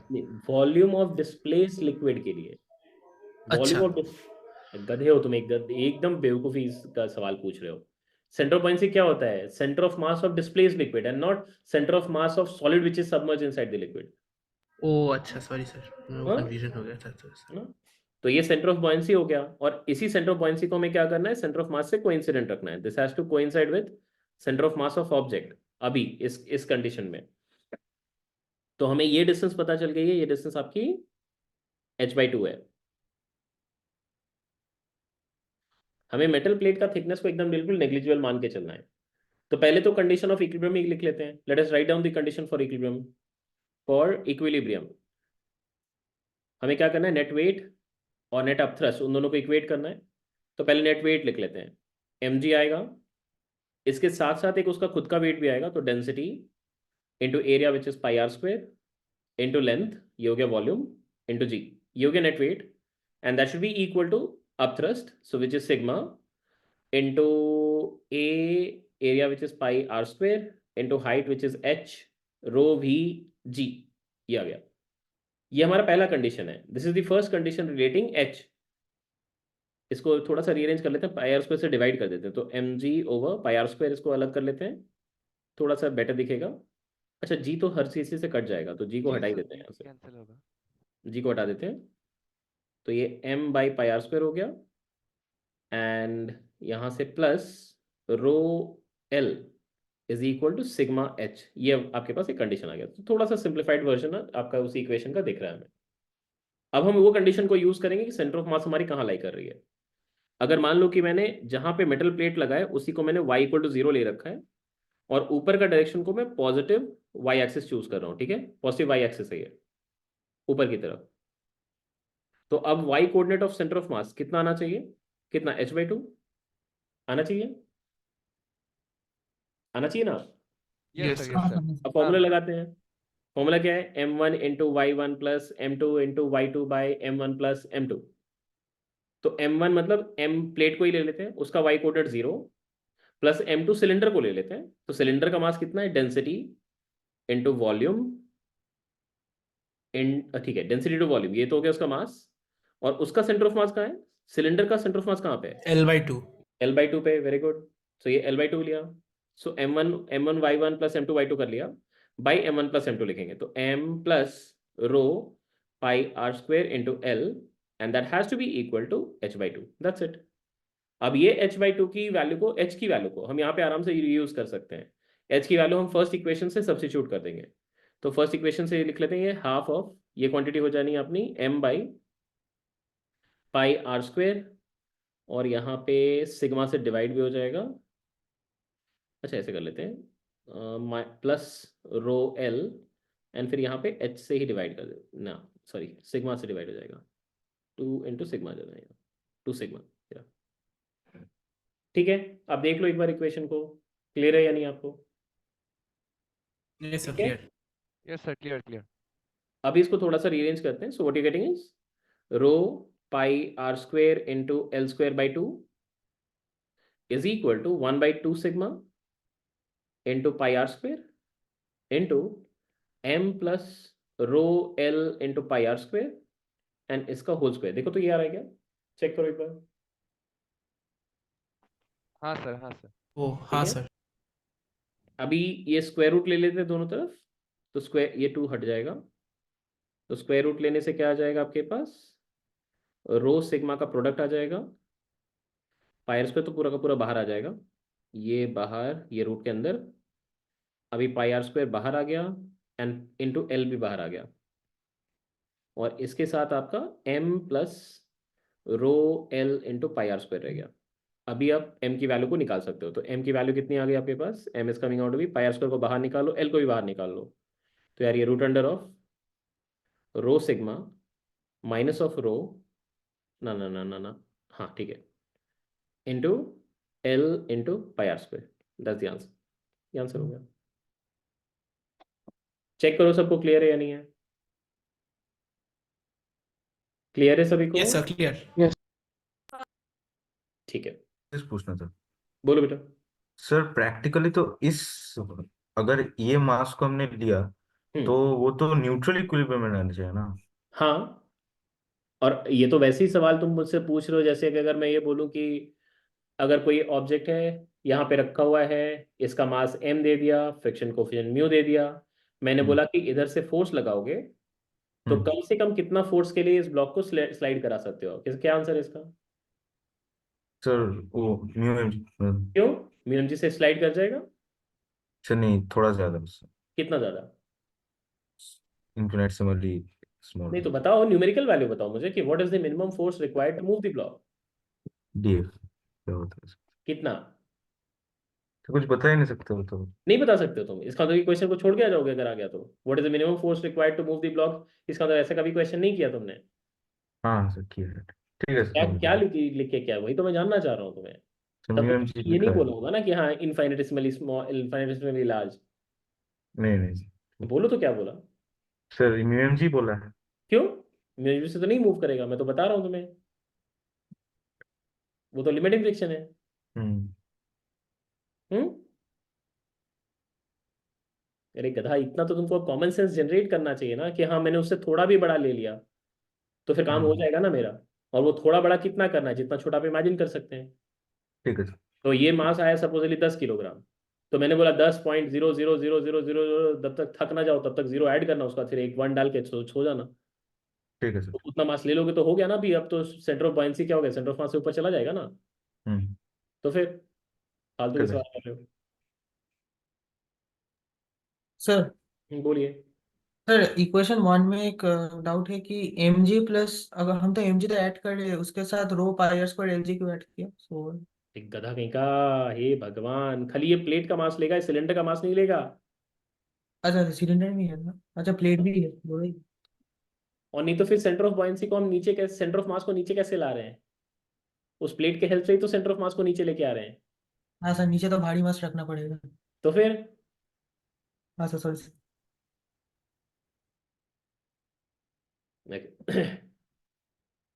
ये क्वेश्चन जे का है, वही क्वेश्चन है, बट ये काफी अच्छा क्वेश्चन है। This is one of the best question जो कि स्टैटिक्स में फ्रेम कर सकते हैं। क्यों? इसके पीछे एक रीजन है। रीजन ये है कि हम कब अपथ्रस्ट की वैल्यू को रो वी जी लिख सकते हैं, मतलब density of liquid into volume of submerged ocean into g, कब लिख सकते हैं कब नहीं लिख सकते। ये कंसेप्ट इस क्वेश्चन में बहुत ही अच्छे से कवर्ड है, बहुत ही अच्छे से कवर्ड है। मतलब एनीबडी हु अंडरस्टैंड्स तभी वो क्वेश्चन को कर सकता है, तुक्केबाजी से कर ही नहीं सकता इसको। लेट्स रीड द क्वेश्चन, उसके बाद फिर मैं आपको इस क्वेश्चन को सॉल्व करके दिखाता हूँ। My version will be a lot simpler compared to any other internet solutions that you look for, और या कोई भी किताबें जो भी PYQs को भी आप डील करते हो उसमें जो भी देखोगे उससे काफ़ी छोटा होगा। एसेंस वही रहेगा बट काफ़ी छोटे तरीके से मैं इसको करके दिखाऊंगा आपको। पहले क्वेश्चन को एक बार पढ़ लेते हैं। A wooden cylinder of diameter 4r, height h, diagram को देखते रहना, मैं रीड कर रहा हूँ, डायग्राम को देते रहना। Diagram is very self descriptive. A wooden cylinder of diameter 4r, height h and density rho by 3. So solid की density हमारे पास rho by 3 है, is kept on a hole of diameter 2r of tank filled with water of density rho as shown in the figure. The height of the base of the cylinder from the base of the tank is h. Good. तो वो diagram में देख लो, आप दिख रहा है, capital H दे रखा है उन्होंने। When the level of liquid is at a height h1 above the cylinder, diagram में देखो h1 उन्होंने मार्क कर रखा है, ठीक है, दिस इज h1। वो कह रहे हैं जब ये सिलेंडर से ऊपर h1 हो जाता है, above the cylinder, the cylinder just starts moving up, तब ये ऊपर मूव करना स्टार्ट कर जाता है। अब उन्होंने पूछा है कि h1 की value in terms of h कितनी होगी। h is the height of the cylinder. Now सबसे पहली चीज जो आपको दिमाग में स्ट्राइक करनी चाहिए वो ये है, जब हम वुडन सिलेंडर कहते हैं तो वुडन सिलेंडर पक्का है कि वो क्या है, एक ऐसा ऑब्जेक्ट है जो कि लिक्विड से तो रेयर है, राइट, क्योंकि उसकी वैसे भी न्यूमेरिकल वैल्यू भी Yes, दे sir. रखी है, रो बाई 3 है। लिक्विड के कंपैरिजन में वो 1/3 डेंसिटी का है। तो कोई भी चीज अगर लिक्विड से रेयर होती है तो क्या वो लिक्विड में डूबती है या फिर फ्लोट करती है? फ्लोट करती है। फ्लोट फ्लोट करती करती है। Float. बट क्या यहाँ पे फ्लोट कर रहा है या डूब रहा है? वो डूबा हुआ ही है ना, Yes, sir. यस क्योंकि सर। उसने बोला है h1 हाइट के बाद वो ऊपर उठना स्टार्ट करता है, बट h1 हाइट तक तो नहीं मूव किया था, राइट। तो कैसा क्यों? Yes, क्योंकि अगर आप एक चीज नोटिस, because of that. एक चीज नीचे अगर वो नोटिस करोगे आप, मैं एक बार बोलता हूँ, एक बार सुनिए ध्यान से। अगर आपको याद हो तो जब भी हमने वो एक्सप्रेशंस को डेराइव किया है तो हमें ये माना है कि ऑब्जेक्ट जब डूबा होता है, यहाँ पे जब ऑब्जेक्ट डूबा हुआ है तो ऊपर से ज्यादा प्रेशर क्या होती है, नीचे होती है, राइट, है ना। If you compare the pressure यहाँ से, मतलब ऊपर का प्रेशर अगर P1 है और नीचे का प्रेशर अगर P2 है, तो ये हम जानते हैं कि P2 P1 से बड़ा है, इसी वजह से नेट थ्रस्ट ऊपर की तरफ लगती है, राइट, है ना। और यही थ्रस्ट का कैलकुलेशन हमने किया है, जिसमें इसकी न्यूमेरिकल वैल्यू हमने कैलकुलेट करके देखी थी, ये रो वीजी के इक्वल आया था, मतलब density of liquid into volume of submerged portion into GR निकाला था। बट अगर आप एक चीज नोटिस करोगे तो ये वाला पोर्शन, जो ये वाला पोर्शन, ये पानी में है ही नहीं, this portion is out of water. मतलब बेसिकली क्या है, ये एक ऐसा मतलब आप ऐसे सोच सकते हो, एक डब्बा है जिसके अंदर में ऑलरेडी एक सिलिंड्रिकल कैविटी जैसा है, और उसके चारों तरफ आप लिक्विड भर सकते हो, बट उस कैविटी में भर नहीं सकते। तो कैविटी नीचे क्या है, एयर को एक्सपोज है, cavity is expose to air, नीचे एक्सपोज है एयर से, तो उसके उसके अंदर से आप एयर घुसा सकते हो, मतलब इधर से basically this is expose to air, ये वाला पार्ट। तो इसमें हमेशा एयर ही रहना है, इसमें कभी पानी घुस नहीं रहा, there is no water ever here, या जो भी लिक्विड है, कोई भी लिक्विड यहाँ पे कभी नहीं घुस सकता। तो इसका मतलब ये वाला पोर्शन में तो हमेशा एटमॉस्फेरिक रहेगा। और आप ऊपर से देखोगे तो यहाँ पे आपका प्रेशर क्या है, ज्यादा है, राइट। तो नीचे से तो ज्यादा प्रेशर लग ही नहीं रहा, ऊपर से ही ज्यादा प्रेशर लग रहा है इस पोर्शन पे। इसी वजह से आप रोवीजी का एक्सप्रेशन तो यहाँ पे यूज नहीं कर पाएंगे। और वो वाली बात भी आपके दिमाग में नहीं आनी चाहिए कि रेयर ऑब्जेक्ट जो है वो कैसे डूबा हुआ है डेंसर लिक्विड में, तो वो दिमाग में भी आपके नहीं घुसनी चाहिए। अब मैं इस क्वेश्चन को सॉल्व करने के लिए, आपको ये तो समझ में आ रहा है, सिंस ये h1 हाइट पे उन्होंने बोला है जस्ट स्टार्ट कर रहा है मूव करना, इसका मतलब h1 हाइट पे क्या है, ये जस्ट उस जिस भी सरफेस पे वो रेस्ट कर रहा था, जिस भी सरफेस पे वो रेस्ट कर रहा था, वहां पे कांटेक्ट क्या हुआ, जस्ट ब्रेक हो गया ना, वही नहीं हुआ। इस सरफेस पे वो जो रेस्ट कर रहा है यहाँ पे, मतलब कांटेक्ट पॉइंट सोचो यहाँ पे होगा, यहाँ पे ये बेसिकली तो ये 2 डायमेंशन में दिखा रखा उन्होंने, बट आपको ये इमेजिन करना है कि यहाँ पे ऐसा एक सर्कुलर होल जैसा होगा, वहां पे कांटेक्ट बन रही होगी पूरी की पूरी रिंग के सर्कम्फ्रेंस पे, तो वहां से कोई कांटेक्ट फोर्स नहीं जनरेट हो रही होगी इस पर्टिकुलर हाइट h1 के लिए। क्या कोई बात समझ आ रही है? क्या कोई बात समझ आ रही है? तो एक बार रिपीट करेंगे, ये समझ नहीं आया। h1 हाइट के लिए उन्होंने कह रखा है, जब ये हाइट h1 हो गई तब ये जस्ट स्टार्ट करता है मूव करना ऊपर की तरफ। मतलब h1 हाइट से कम था तो फिर तो ये रेस्ट कर रहा था ना उस सरफेस पे, यहाँ पे ऐसे रेस्ट कर रहा था, राइट, हाँ लाइक हाँ, ऐसे ऐसे रेस्ट कर रहा होगा, राइट। Yes sir. बट मैंने h1 से जस्ट h1 किया तो मैं देखा कि अब ये जस्ट उठना स्टार्ट कर गया। अब उठने का मतलब ही क्या होता है, कॉन्टैक्ट ब्रेक करना ना, हाँ सर। राइट। तो free Yes, body diagram sir. में वहां पे वो एक एसेंशियल रोल प्ले करेगा कि वहां पे आपको नॉर्मल रिएक्शन बेसिकली क्या करना है, आपको जीरो कर देना है। जीरो कर देना होगा। आई बात समझ में आपको? तो ये just Yes, start sir. Moving up से वो सिग्निफिकेंस निकलता है यहाँ पे, जस्ट स्टार्ट मूविंग अप, इसका मतलब normal reaction become zero from surface on which the cylinder rests। जिस पे भी वो रेस्ट कर रहा था उसको ही बेसिकली नॉर्मल एक्शन को आपको जीरो करना है। अब स्टार्ट करते हैं। इसके लिए एक अच्छी सी डायग्राम पहले लेते हैं।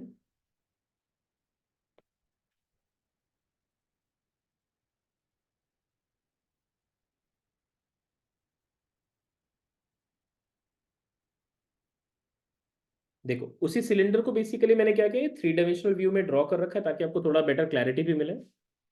आप अगर नोटिस करोगे तो यहाँ पे ये जो होल है, यहाँ जो होल है, ये होल का रेडियस r है, ठीक है, तो वो मैंने यहाँ पे दिखा रखा है, कैन यू सी दिस? ठीक है। Yes. यस और रेडियस r के लिए मैंने एरिया a माना है। तो यहाँ का देखो, यहाँ पे चेक करो, इस वुडन सिलेंडर का रेडियस कितना है, 2r है, तो 2r रेडियस के लिए एरिया कितना हो जाएगा, 4a हो जाएगा। सही कह रहा हूं मैं? हाँ सर। Sir. ठीक है, अभी तो फिलहाल के लिए मैंने इतना ही मार्क किया है। अब मैं आता हूं यहाँ पे फोर्सेस के बारे में डील करते हुए। व्हाट आई डू इज, मैं यहाँ पे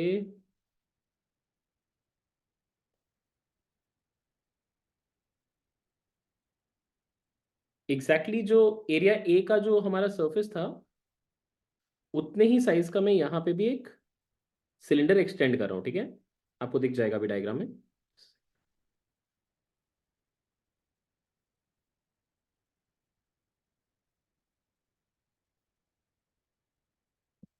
ओके, ये देखो। एक बार इस डायग्राम से आप इसको रिलेट करो।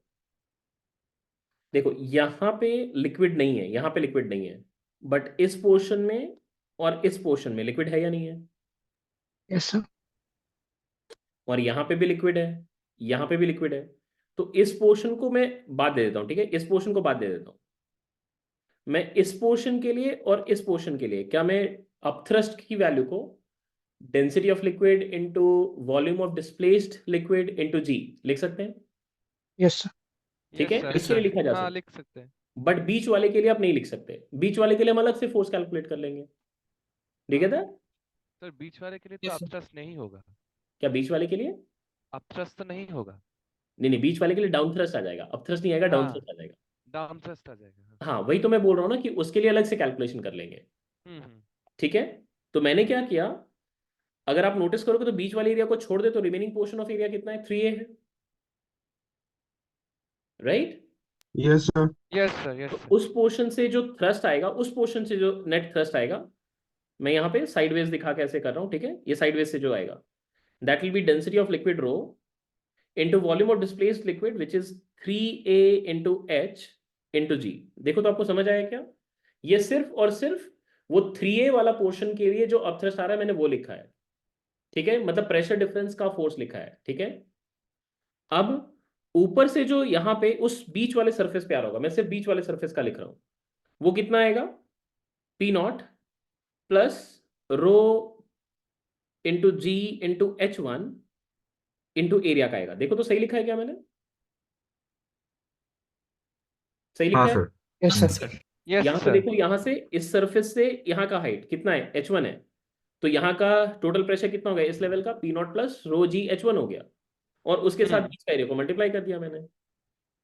और नीचे से आपको क्या मिलेगा, यहाँ पे इस पोर्शन पे नीचे से क्या मिलेगा, P0 The into, P0. Into area. P0 P0 into A P not अगर आप नोटिस करोगे तो ये P0 इंटू एरिया तो वैसे ही आपस में ही कट गया, राइट? ये तो बकवास ही है, ये तो इनसे Yes. मुझे फर्क नहीं पड़ता है, do you see that? Yes, sir. हाँ सर अब इसका खुद का भी तो वेट है, खुद का वेट भी है, Yes, sir. उसको mg लिख लेते हैं और बस बैलेंसिंग कर लेते हैं। अब देखो बैलेंसिंग का इक्वेशन क्या होगा, नीचे का जो फोर्स आ रहा है वो कितना आ रहा है, rho g H1 into A plus mg को क्या लिखेंगे, rho by 3 into 4a into h into g. देखो तो सही लिखा है क्या मैंने? सही लिखा है? हाँ yes sir. Sir yes Yes, sir. sir. and that should be equal to rho into 3a into h into g। अब जो कट रहा है इसको हटा देते हैं, ये g कट जाएगा, रो भी हटेगा, a भी हटेगा, और थोड़ा सा रीअरेंज कर लेते हैं। अपने को चाहिए h1, तो h1 की वैल्यू आ रही है, this is 3h minus 4h by 3, 3 3s are 9, 9 minus 4 is 5, so this is 5h by 3, 5h by 3 is the correct answer। I hope आप सब कुछ समझ में आ गया है, Yes. Yes, sir. ठीक है? यस आप किसी भी कोचिंग इंस्टीट्यूट, किसी भी इंटरनेट सोल्यूशन, कोई भी स्टालवर्ट्स, किसी का भी आप सोल्यूशन रेफर करना, किसी भी बुक का रेफर करना, आप देखना इसमें कितना ज़्यादा कैलकुलेशन उन्होंने किया होगा, जिस भी ऑथर का भी आप देखोगे, आप जस्ट देखना, क्योंकि इसमें ये चीज़ रियलाइज करना बहुत ही अच्छी चीज़ है, क्योंकि वो लोग क्या करते हैं ना, वो लोग ऊपर का सरफेस पे, पूरा सरफेस पे प्रेशर का फोर्स दिखाते हैं, नीचे का पूरा सरफेस पे प्रेशर का फोर्स दिखाते हैं, और उसके बाद फिर प्रेशर का डिफरेंस का फोर्स कैलकुलेट करके फिर वेट से इक्वेट कर देते हैं। बट मैंने एक अच्छी चीज नोटिस की है, जो चीज मैं समझ के कर रहा हूँ, वो क्या है कि अगर ऊपर नीचे थ्रू आउट लिक्विड है, तो फिर हम क्या कर सकते हैं, अप थ्रस्ट के लिए density of liquid into volume of submerged portion into G use कर सकते हैं। बट अगर ऊपर लिक्विड है, नीचे एयर है, तब आप ये काम नहीं कर सकते। आपको बात समझ आ रही है? इसीलिए मैंने सिर्फ और सिर्फ उस पोर्शन का ही अलग करके कैलकुलेशन किया है ना। ऑब्वियसली मैंने ये चीज में भी अपना कैलकुलेशन थोड़ा बचाया है कि अगर r रेडियस के लिए एरिया a है तो 2r रेडियस के लिए 4a हो जाएगा, तो a से 3a जाना वो काफी कन्वीनियंट सा कैलकुलेशन है, जिससे आपको ऑब्वियसली स्पेस भी काफी बचता है और कैलकुलेशन भी जल्दी दिखता है, नीट एंड टाइडी कैलकुलेशन भी दिखता है। ठीक है, आई होप सबको समझ आई है। यस सर ठीक है, अच्छा मैं चाहता हूं अभी इसका सेकंड पार्ट आप खुद से करें। ठीक है, इसका सेकंड पार्ट भी उसी से रिलेटेड ही है, क्वेश्चन को रीड करते हैं, बट मैं देखूं कि आप अपनी तरफ से कर पा रहे हैं या नहीं इसको। Question says let the cylinder be prevented from moving up, मतलब आप उसको ऊपर नहीं जाने दे रहे हैं। ठीक है, वो कह रहे हैं कि उसको ऊपर नहीं जाने देंगे हम, बाय अप्लाइंग अ फोर्स, मतलब ऊपर से दबा दिया मैंने, and water level is further decreased. अब मैंने पानी का लेवल को डिक्रीज करना शुरू किया। Then height of water level H2, अब डायग्राम में नोटिस करो ये H2 को उन्होंने इस H से भी कम कर दिया है, H से भी कम अब H2 कर दिया है। ठीक है, then height of water level H2 in figure for which cylinder remains in original position without application of force. अब देखो हमें फोर्स लगाने का जरूरत नहीं पड़ रहा है। इसका मतलब क्या है, अब वो जस्ट इक्विलिब्रियम में खुद से रह जाएगा। अगर मैंने वो फोर्स नहीं लगाया होता तो क्या होता, वो ऊपर राइज कर जाता। बट अगर मैं फोर्स नहीं लगा रहा हूं, इसका मतलब ये खुद से वो इक्विलिब्रियम में रह सकता है। इसका मतलब फिर से क्या करना है आपको, नॉर्मल डायरेक्शन जीरो लेके फिर से बस वही है, net force equal to mg कर देना है। मतलब अपथ्रस्ट मतलब net force due to pressure difference equal to mg कर लेना है। आप खुद से ट्राई करिए इसका, बिल्कुल वैसे ही करिएगा जैसे मैंने सिखाया अभी आपको। ट्राई करो, देखो कितना जल्दी से ये आंसर आता है। जल्दी ट्राई करो।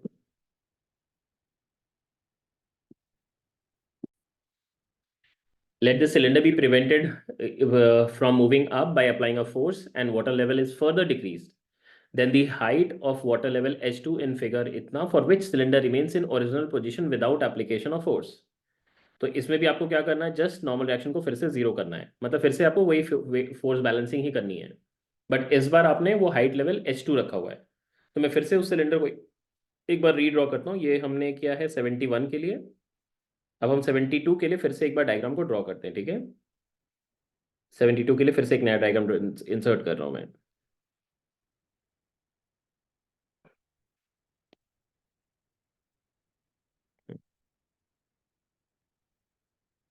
इसमें जो लिक्विड दे रखा उन्होंने, they have given it till a height of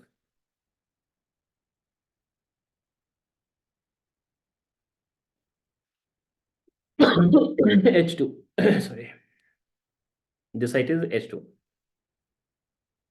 ठीक है। अब फिर से हमने जो 3A वाला पोर्शन है उसके लिए अभी भी हम क्या कर सकते हैं, वो कैलकुलेशन कर सकते हैं अपथ्रस्ट वाले लॉजिक का। तो अपथ्रस्ट जो साइड वाले सेक्शन पे आएगा, जो 3A वाला सेक्शन पे आएगा, 3A वाले सेक्शन पे, ये थ्रस्ट के लिए क्या लिख सकते हैं हम, density into area is 3A into height is H2 into G। ये हो गया ऊपर की तरफ का थ्रस्ट, ठीक है। अभी इस पोर्शन पे जो एरिया है और इसके करस्पॉन्डिंग यहाँ पे जो एरिया है, उन दोनों पे ही तो एटमॉस्फेरिक प्रेशर है। तो इधर से वो दोनों पोर्शन क्या होगा, आपस में ही कैंसिल आउट हो जाएगा। तो इसलिए इसको मैं एक्सटेंड करूँ यहाँ पे, वो वाले एरिया को फिर से शो कर देंगे हम यहाँ पे।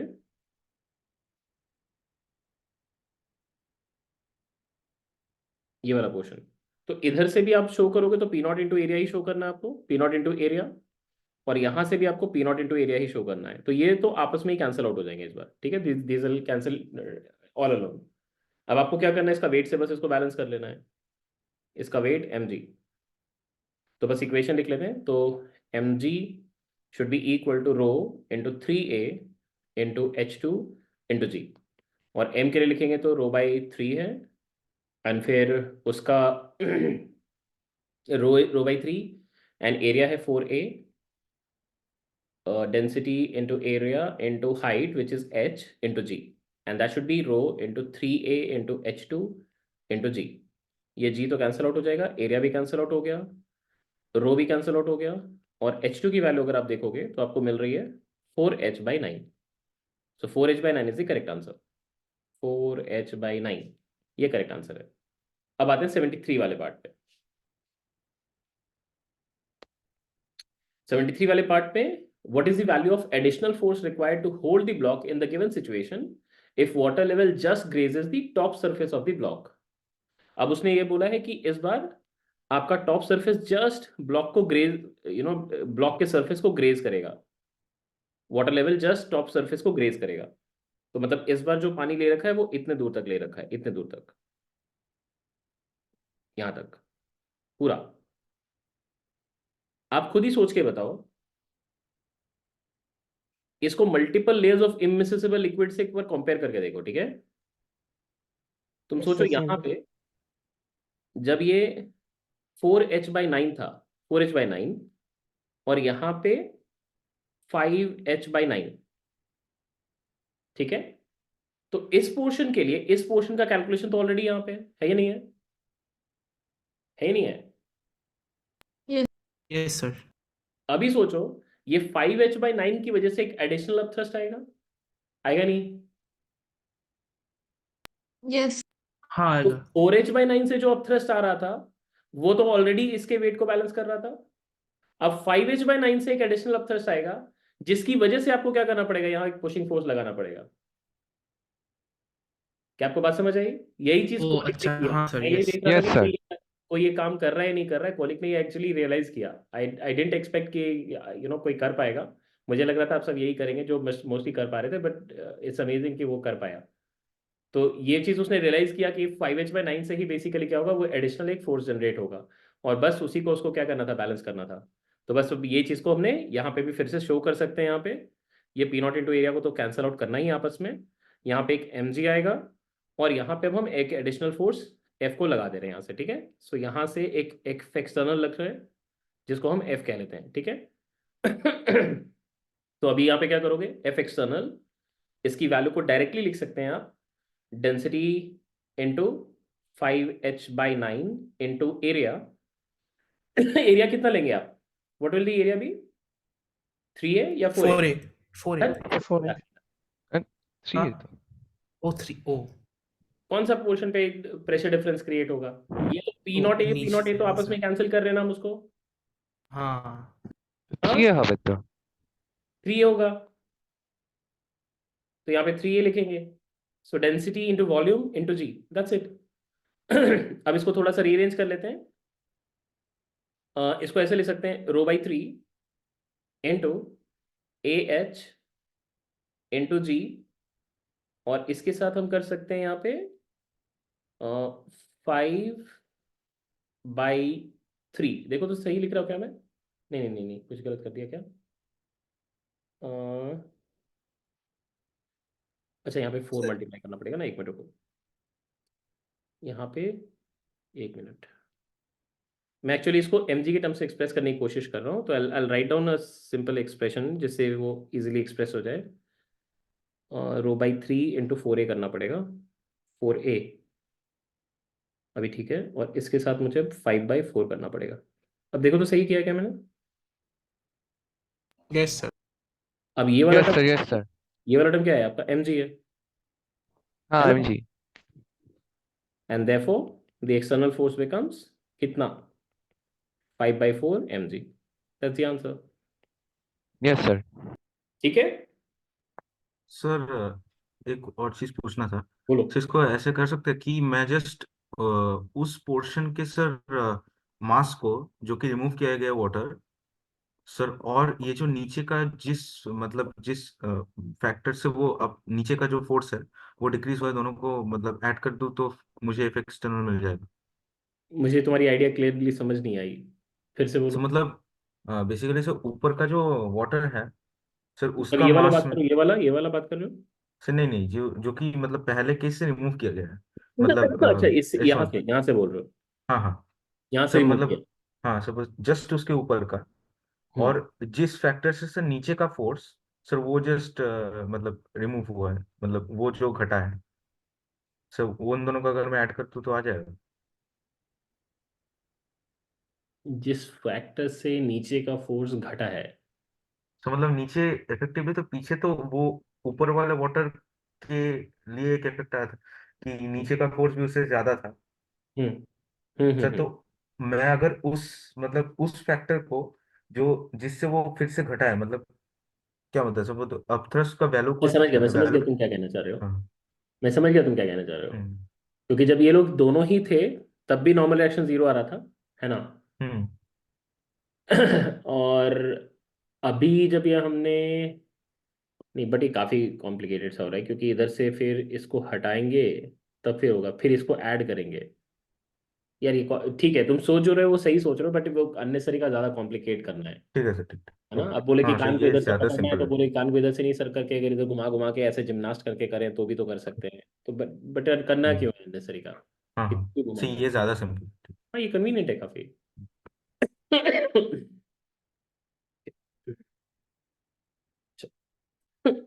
सॉरी, मैंने आपको एक चीज बताई थी, अगर आपको याद हो तो, हमने किसी भी सरफेस पे लिक्विड का फोर्स कैलकुलेट करना सीखा था, अगर आपको याद हो तो।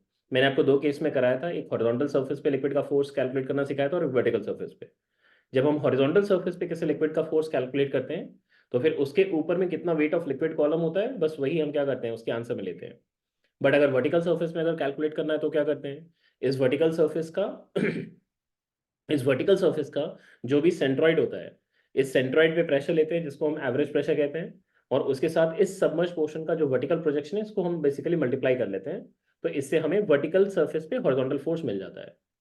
अब इसी चीज को एक्सटेंड करके हम यहाँ पे क्या करना चाह रहे हैं, what we try to do is, अब हम एक इंक्लाइन सरफेस पे फोर्स कैलकुलेट करना सीखेंगे। जैसे यहाँ पे ये आपको देखोगे क्लियरली यहाँ पे दिखा रखा है एक लिक्विड है एक लिक्विड है जिसके साइड में हमने एक स्लांट सरफेस दिखा रखा है। वो स्लांटेड सरफेस जो है स्लांटेड सरफेस जो आपको दिख रही है, that is of some some dimension, जो कि लेंथ और वेट आपको दे रखा है, और इसके लेफ्ट साइड में पूरा का पूरा आपका लिक्विड है। अब ये लिक्विड इस सरफेस पे कितना फोर्स लगा रहा है आपको ये पूछा गया है। इसका सिंप्लीफाइड वर्जन अगर आपको देखना है इस व्यू का, तो वो आपको इस साइड राइट साइड में दिख रहा होगा basically, but three dimensional figure basically यही है कि इसके लेफ्ट साइड में लिक्विड है और आपको वो फोर्स कैलकुलेट करना है। फोर्स ऑफ लिक्विड तो हमेशा परपेंडिकुलर टू सरफेस ही होती है और डेप्थ से आती है बढ़ती जाएगी, तो आपको ये रिजल्टेंट फोर्स कैलकुलेट करना है। एक तरीका क्या होगा, एक तरीका ये होगा कि आप इंटीग्रेट करके निकालें, और दूसरा तरीका ये होगा कि आप डायरेक्टली यहाँ पे हॉरिजॉन्टल एंड वर्टिकल फोर्स अगर अलग अलग आपको जरूरत पड़े तो कैसे निकालेंगे।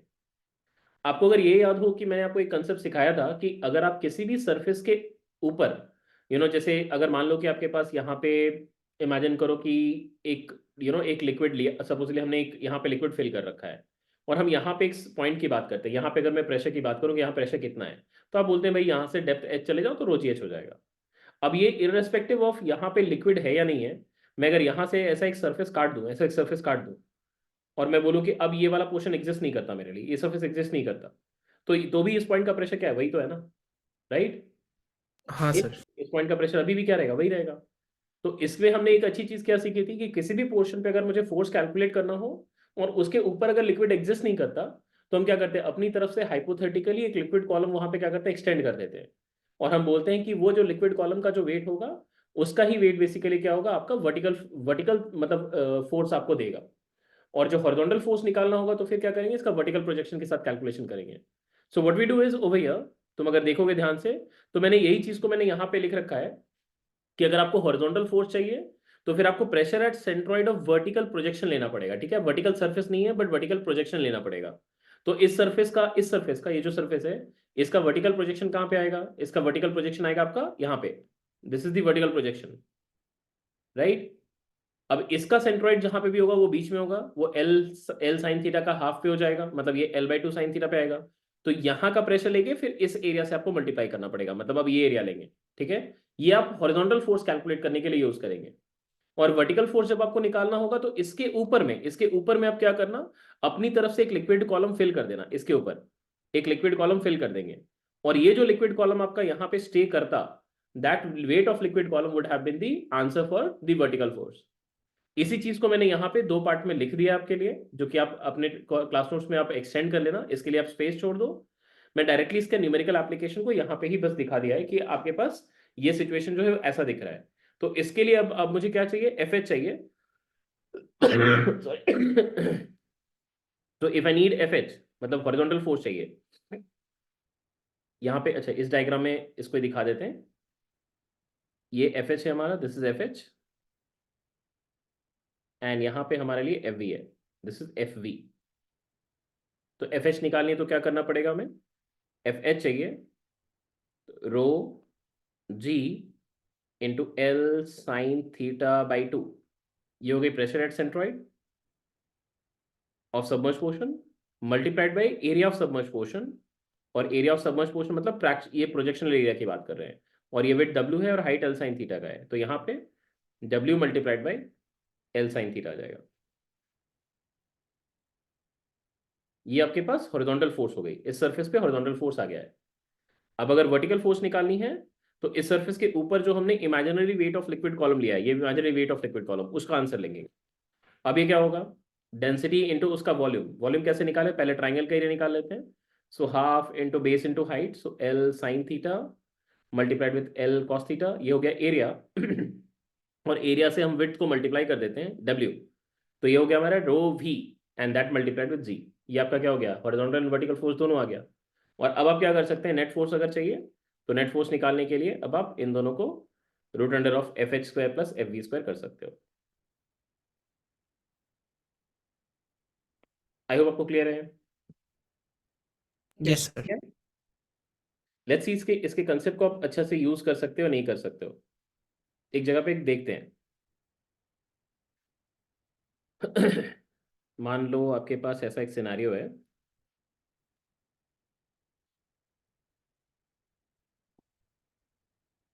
ये सोचो एक सिलेंडर है रेडियस आर का, ठीक है, ये यूनिफॉर्म सॉलिड सिलेंडर है, यूनिफॉर्म सॉलिड सिलेंडर, और ये हमारा सरफेस।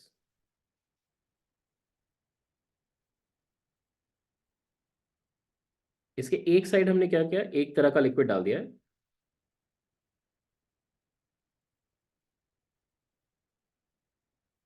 और दूसरे साइड एक दूसरा तरह का लिक्विड फिल किया है। ये बिल्कुल सेंटर तक, मतलब वो बीचों बीच लेवल तक है। इसमें आप इमेजिन करो दो साइड में अलग अलग लिक्विड, ठीक है, मतलब इधर एक अलग लिक्विड इमेजिन करना है आपको,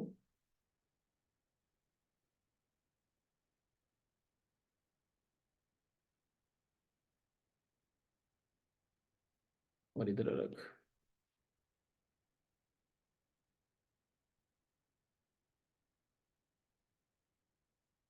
लेट अस से ये लिक्विड है डेंसिटी ρ1 की, ये लिक्विड है डेंसिटी ρ2 की, और ये सॉलिड सिलेंडर है ऑफ डेंसिटी ρ।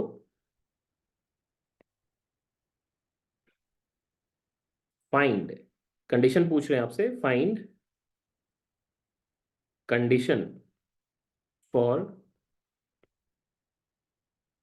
पहला ट्रांसलेशनल इक्विलिब्रियम, ट्रांसलेशनल इक्विलिब्रियम, और दूसरा रोटेशनल इक्विलिब्रियम। देखिए क्या आ रही है, ट्राई करके देखिए जल्दी से। आप सिलेंडर का कुछ भी एक लेंथ इमेजिन कर लेना अपनी तरफ से, रेडियस रेडियस तो दे ही रखा है मैंने, लेंथ इमेजिन कर लेना, ठीक है। जल्दी ट्राई करो, देखो क्या है, चेक करो।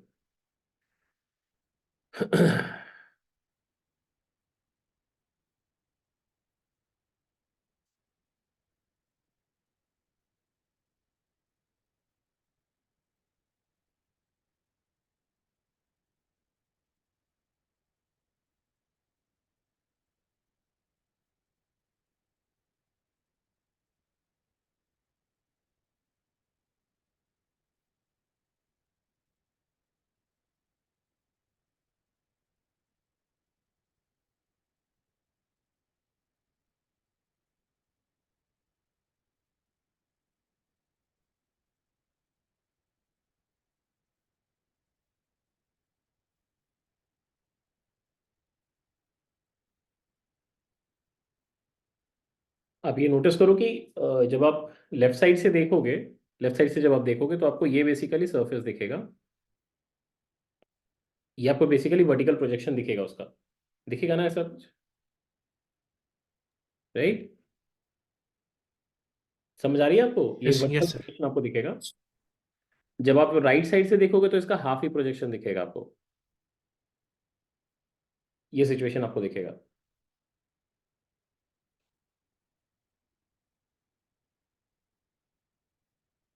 आपको थोड़ा सा विजुअलाइज करना पड़ेगा, क्योंकि मैं as as good as possible मैं ड्रॉ करने की कोशिश कर रहा हूँ, बट आपको ये खुद से सोचना है, क्योंकि इसके पोर्शन में इधर तो ये सॉलिड पोर्शन है जो आपका भर, मतलब ये ऑब्वियसली आपको ये इमेजिन करना है कि इसके इधर से आपका पूरा का पूरा वो लिक्विड था, it had liquid on this side.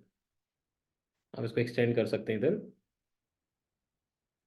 इधर भी एक्सटेंड कर सकते हैं, तो इधर से पूरा का पूरा लिक्विड फील्ड है, और इधर से भी पूरा का पूरा लिक्विड फील्ड है।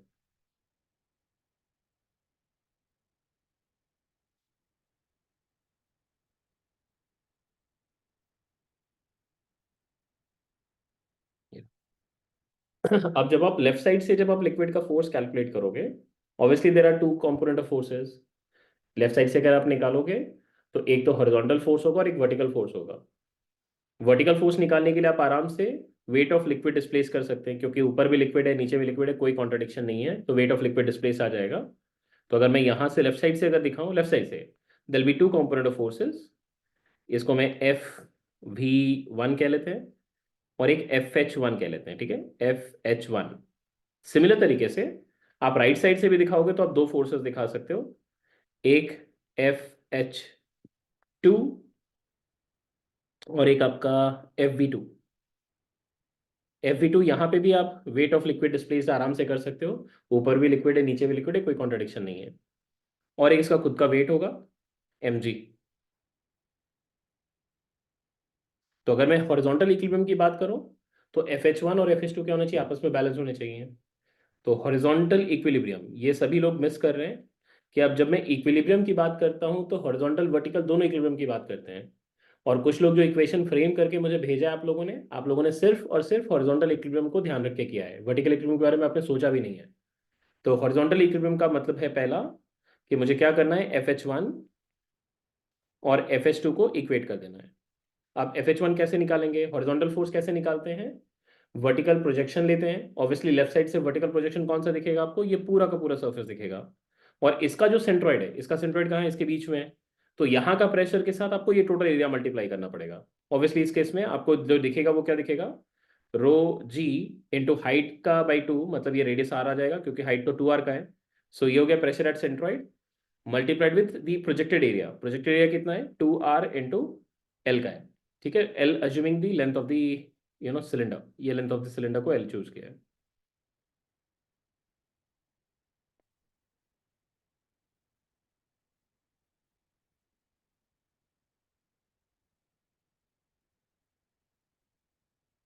ठीक है, अभी राइट हैंड साइड से फोर्स लिखें, FH2 की value again pressure at centroid which is, अच्छा ये ρ1 था, ठीक है।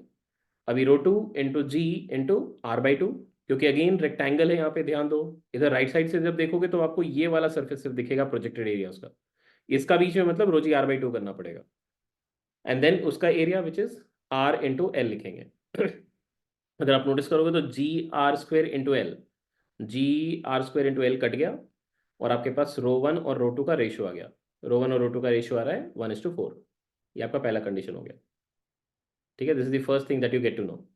दूसरा कंडीशन क्या होगा, अगर वर्टिकल इक्विलिब्रियम की बात करें, वर्टिकल इक्विलिब्रियम की, वर्टिकल इक्विलिब्रियम, क्या वर्टिकल इक्विलिब्रियम तब मेंटेन हो पाएगा क्या, अगर FH1 और FH2 का सम, सॉरी FV1 और FV2 का सम, FV1 और FV2 का सम अगर mg से बड़ा हो गया तो क्या ये रोटेशन, सॉरी क्या ये वर्टिकल इक्विलिब्रियम में रह पाएगा, नहीं। तो आपको No, sir. नहीं। करना पड़ेगा, आपको ये इंश्योर करना पड़ेगा कि weight is greater than FV1 plus FV2, right. Yes. इसरो ने ये थोड़ा सा स्टार्ट किया था सोचना, बट उसने पूरा कंप्लीट नहीं किया, क्योंकि मैंने देखा कि आपने FV1 लिखा था। हाँ सर, फिर मैंने सोचा कि एमजी से बैलेंस हो जाएगा, मैंने ये नहीं कंसिडर किया कि ये बड़ा भी हो सकता है और वो हाँ, लाइक क्योंकि फ्लोट दो कर साइड जाएगा से फिर। फोर्स मिल रही है तो क्यों नहीं हो सकता mg से बड़ा, हाँ सर, हाँ। है ना।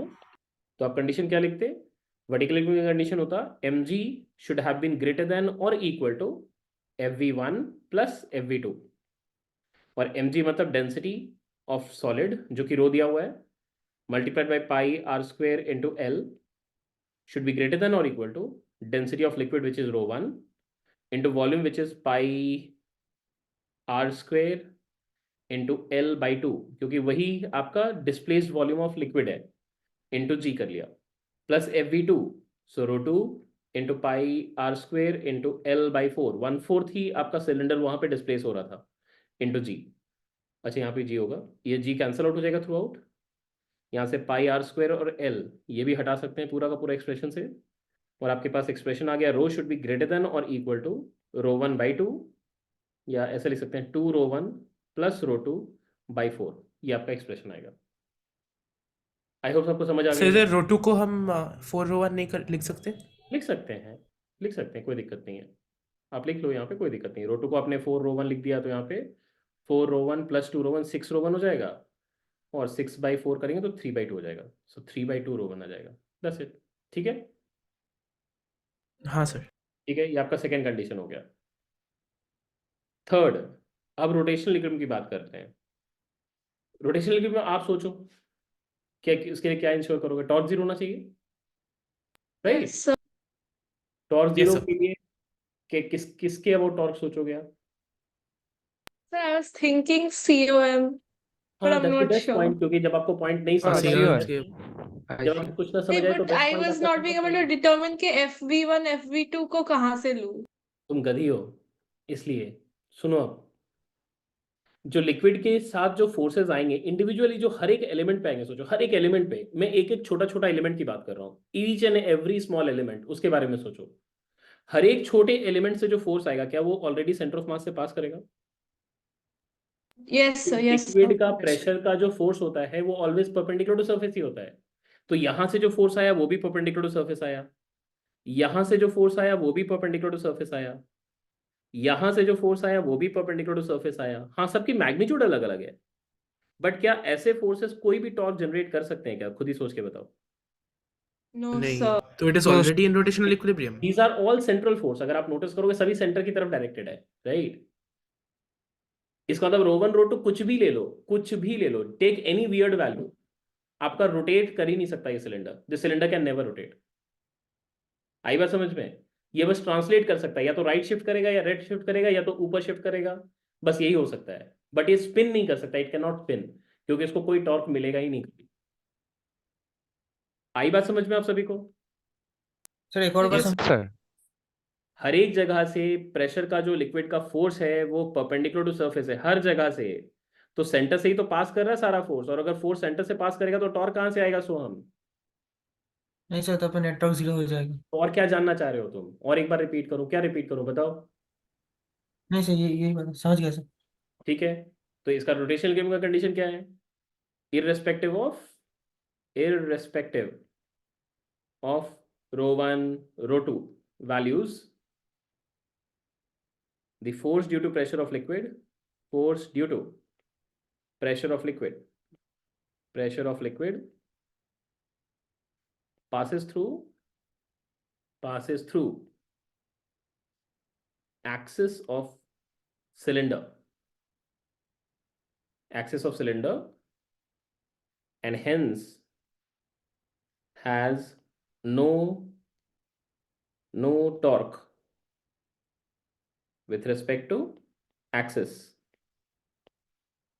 hence will always remain in rotational equilibrium। समझ आइए आप सभी को? Yes Yes, sir. ये Yes, sir. सिलेंडर अगर मैं नॉन यूनिफॉर्म रखता तो क्या ये बात कह सकता था मैं? तो नॉन यूनिफॉर्म मतलब कैसा? नहीं, नॉन यूनिफॉर्म नहीं। मतलब एक साइड भारी दूसरा साइड हल्का, जैसे इस साइड मान लो कि आपका ज्यादा हेवियर है, इस साइड apply the नहीं center. सर, नहीं sir. So CM will not QM apply तो the center. differently placed होगा। तब आपका सेंटर ऑफ मास तो कहीं यहाँ होता है ना, मान लेते हैं, या यहाँ हाँ। होता, Yes sir. हाँ। या यहाँ होता, या यहाँ होता। तो फिर उस केस में क्या होता है, आपका सेंटर ऑफ मास के रिस्पेक्ट में अब एक नॉन जीरो टॉर्क जनरेट हो जाता है, तब आपका ये सब मतलब कुछ कैलकुलेशन का मतलब भी बनता। आई बात समझ में?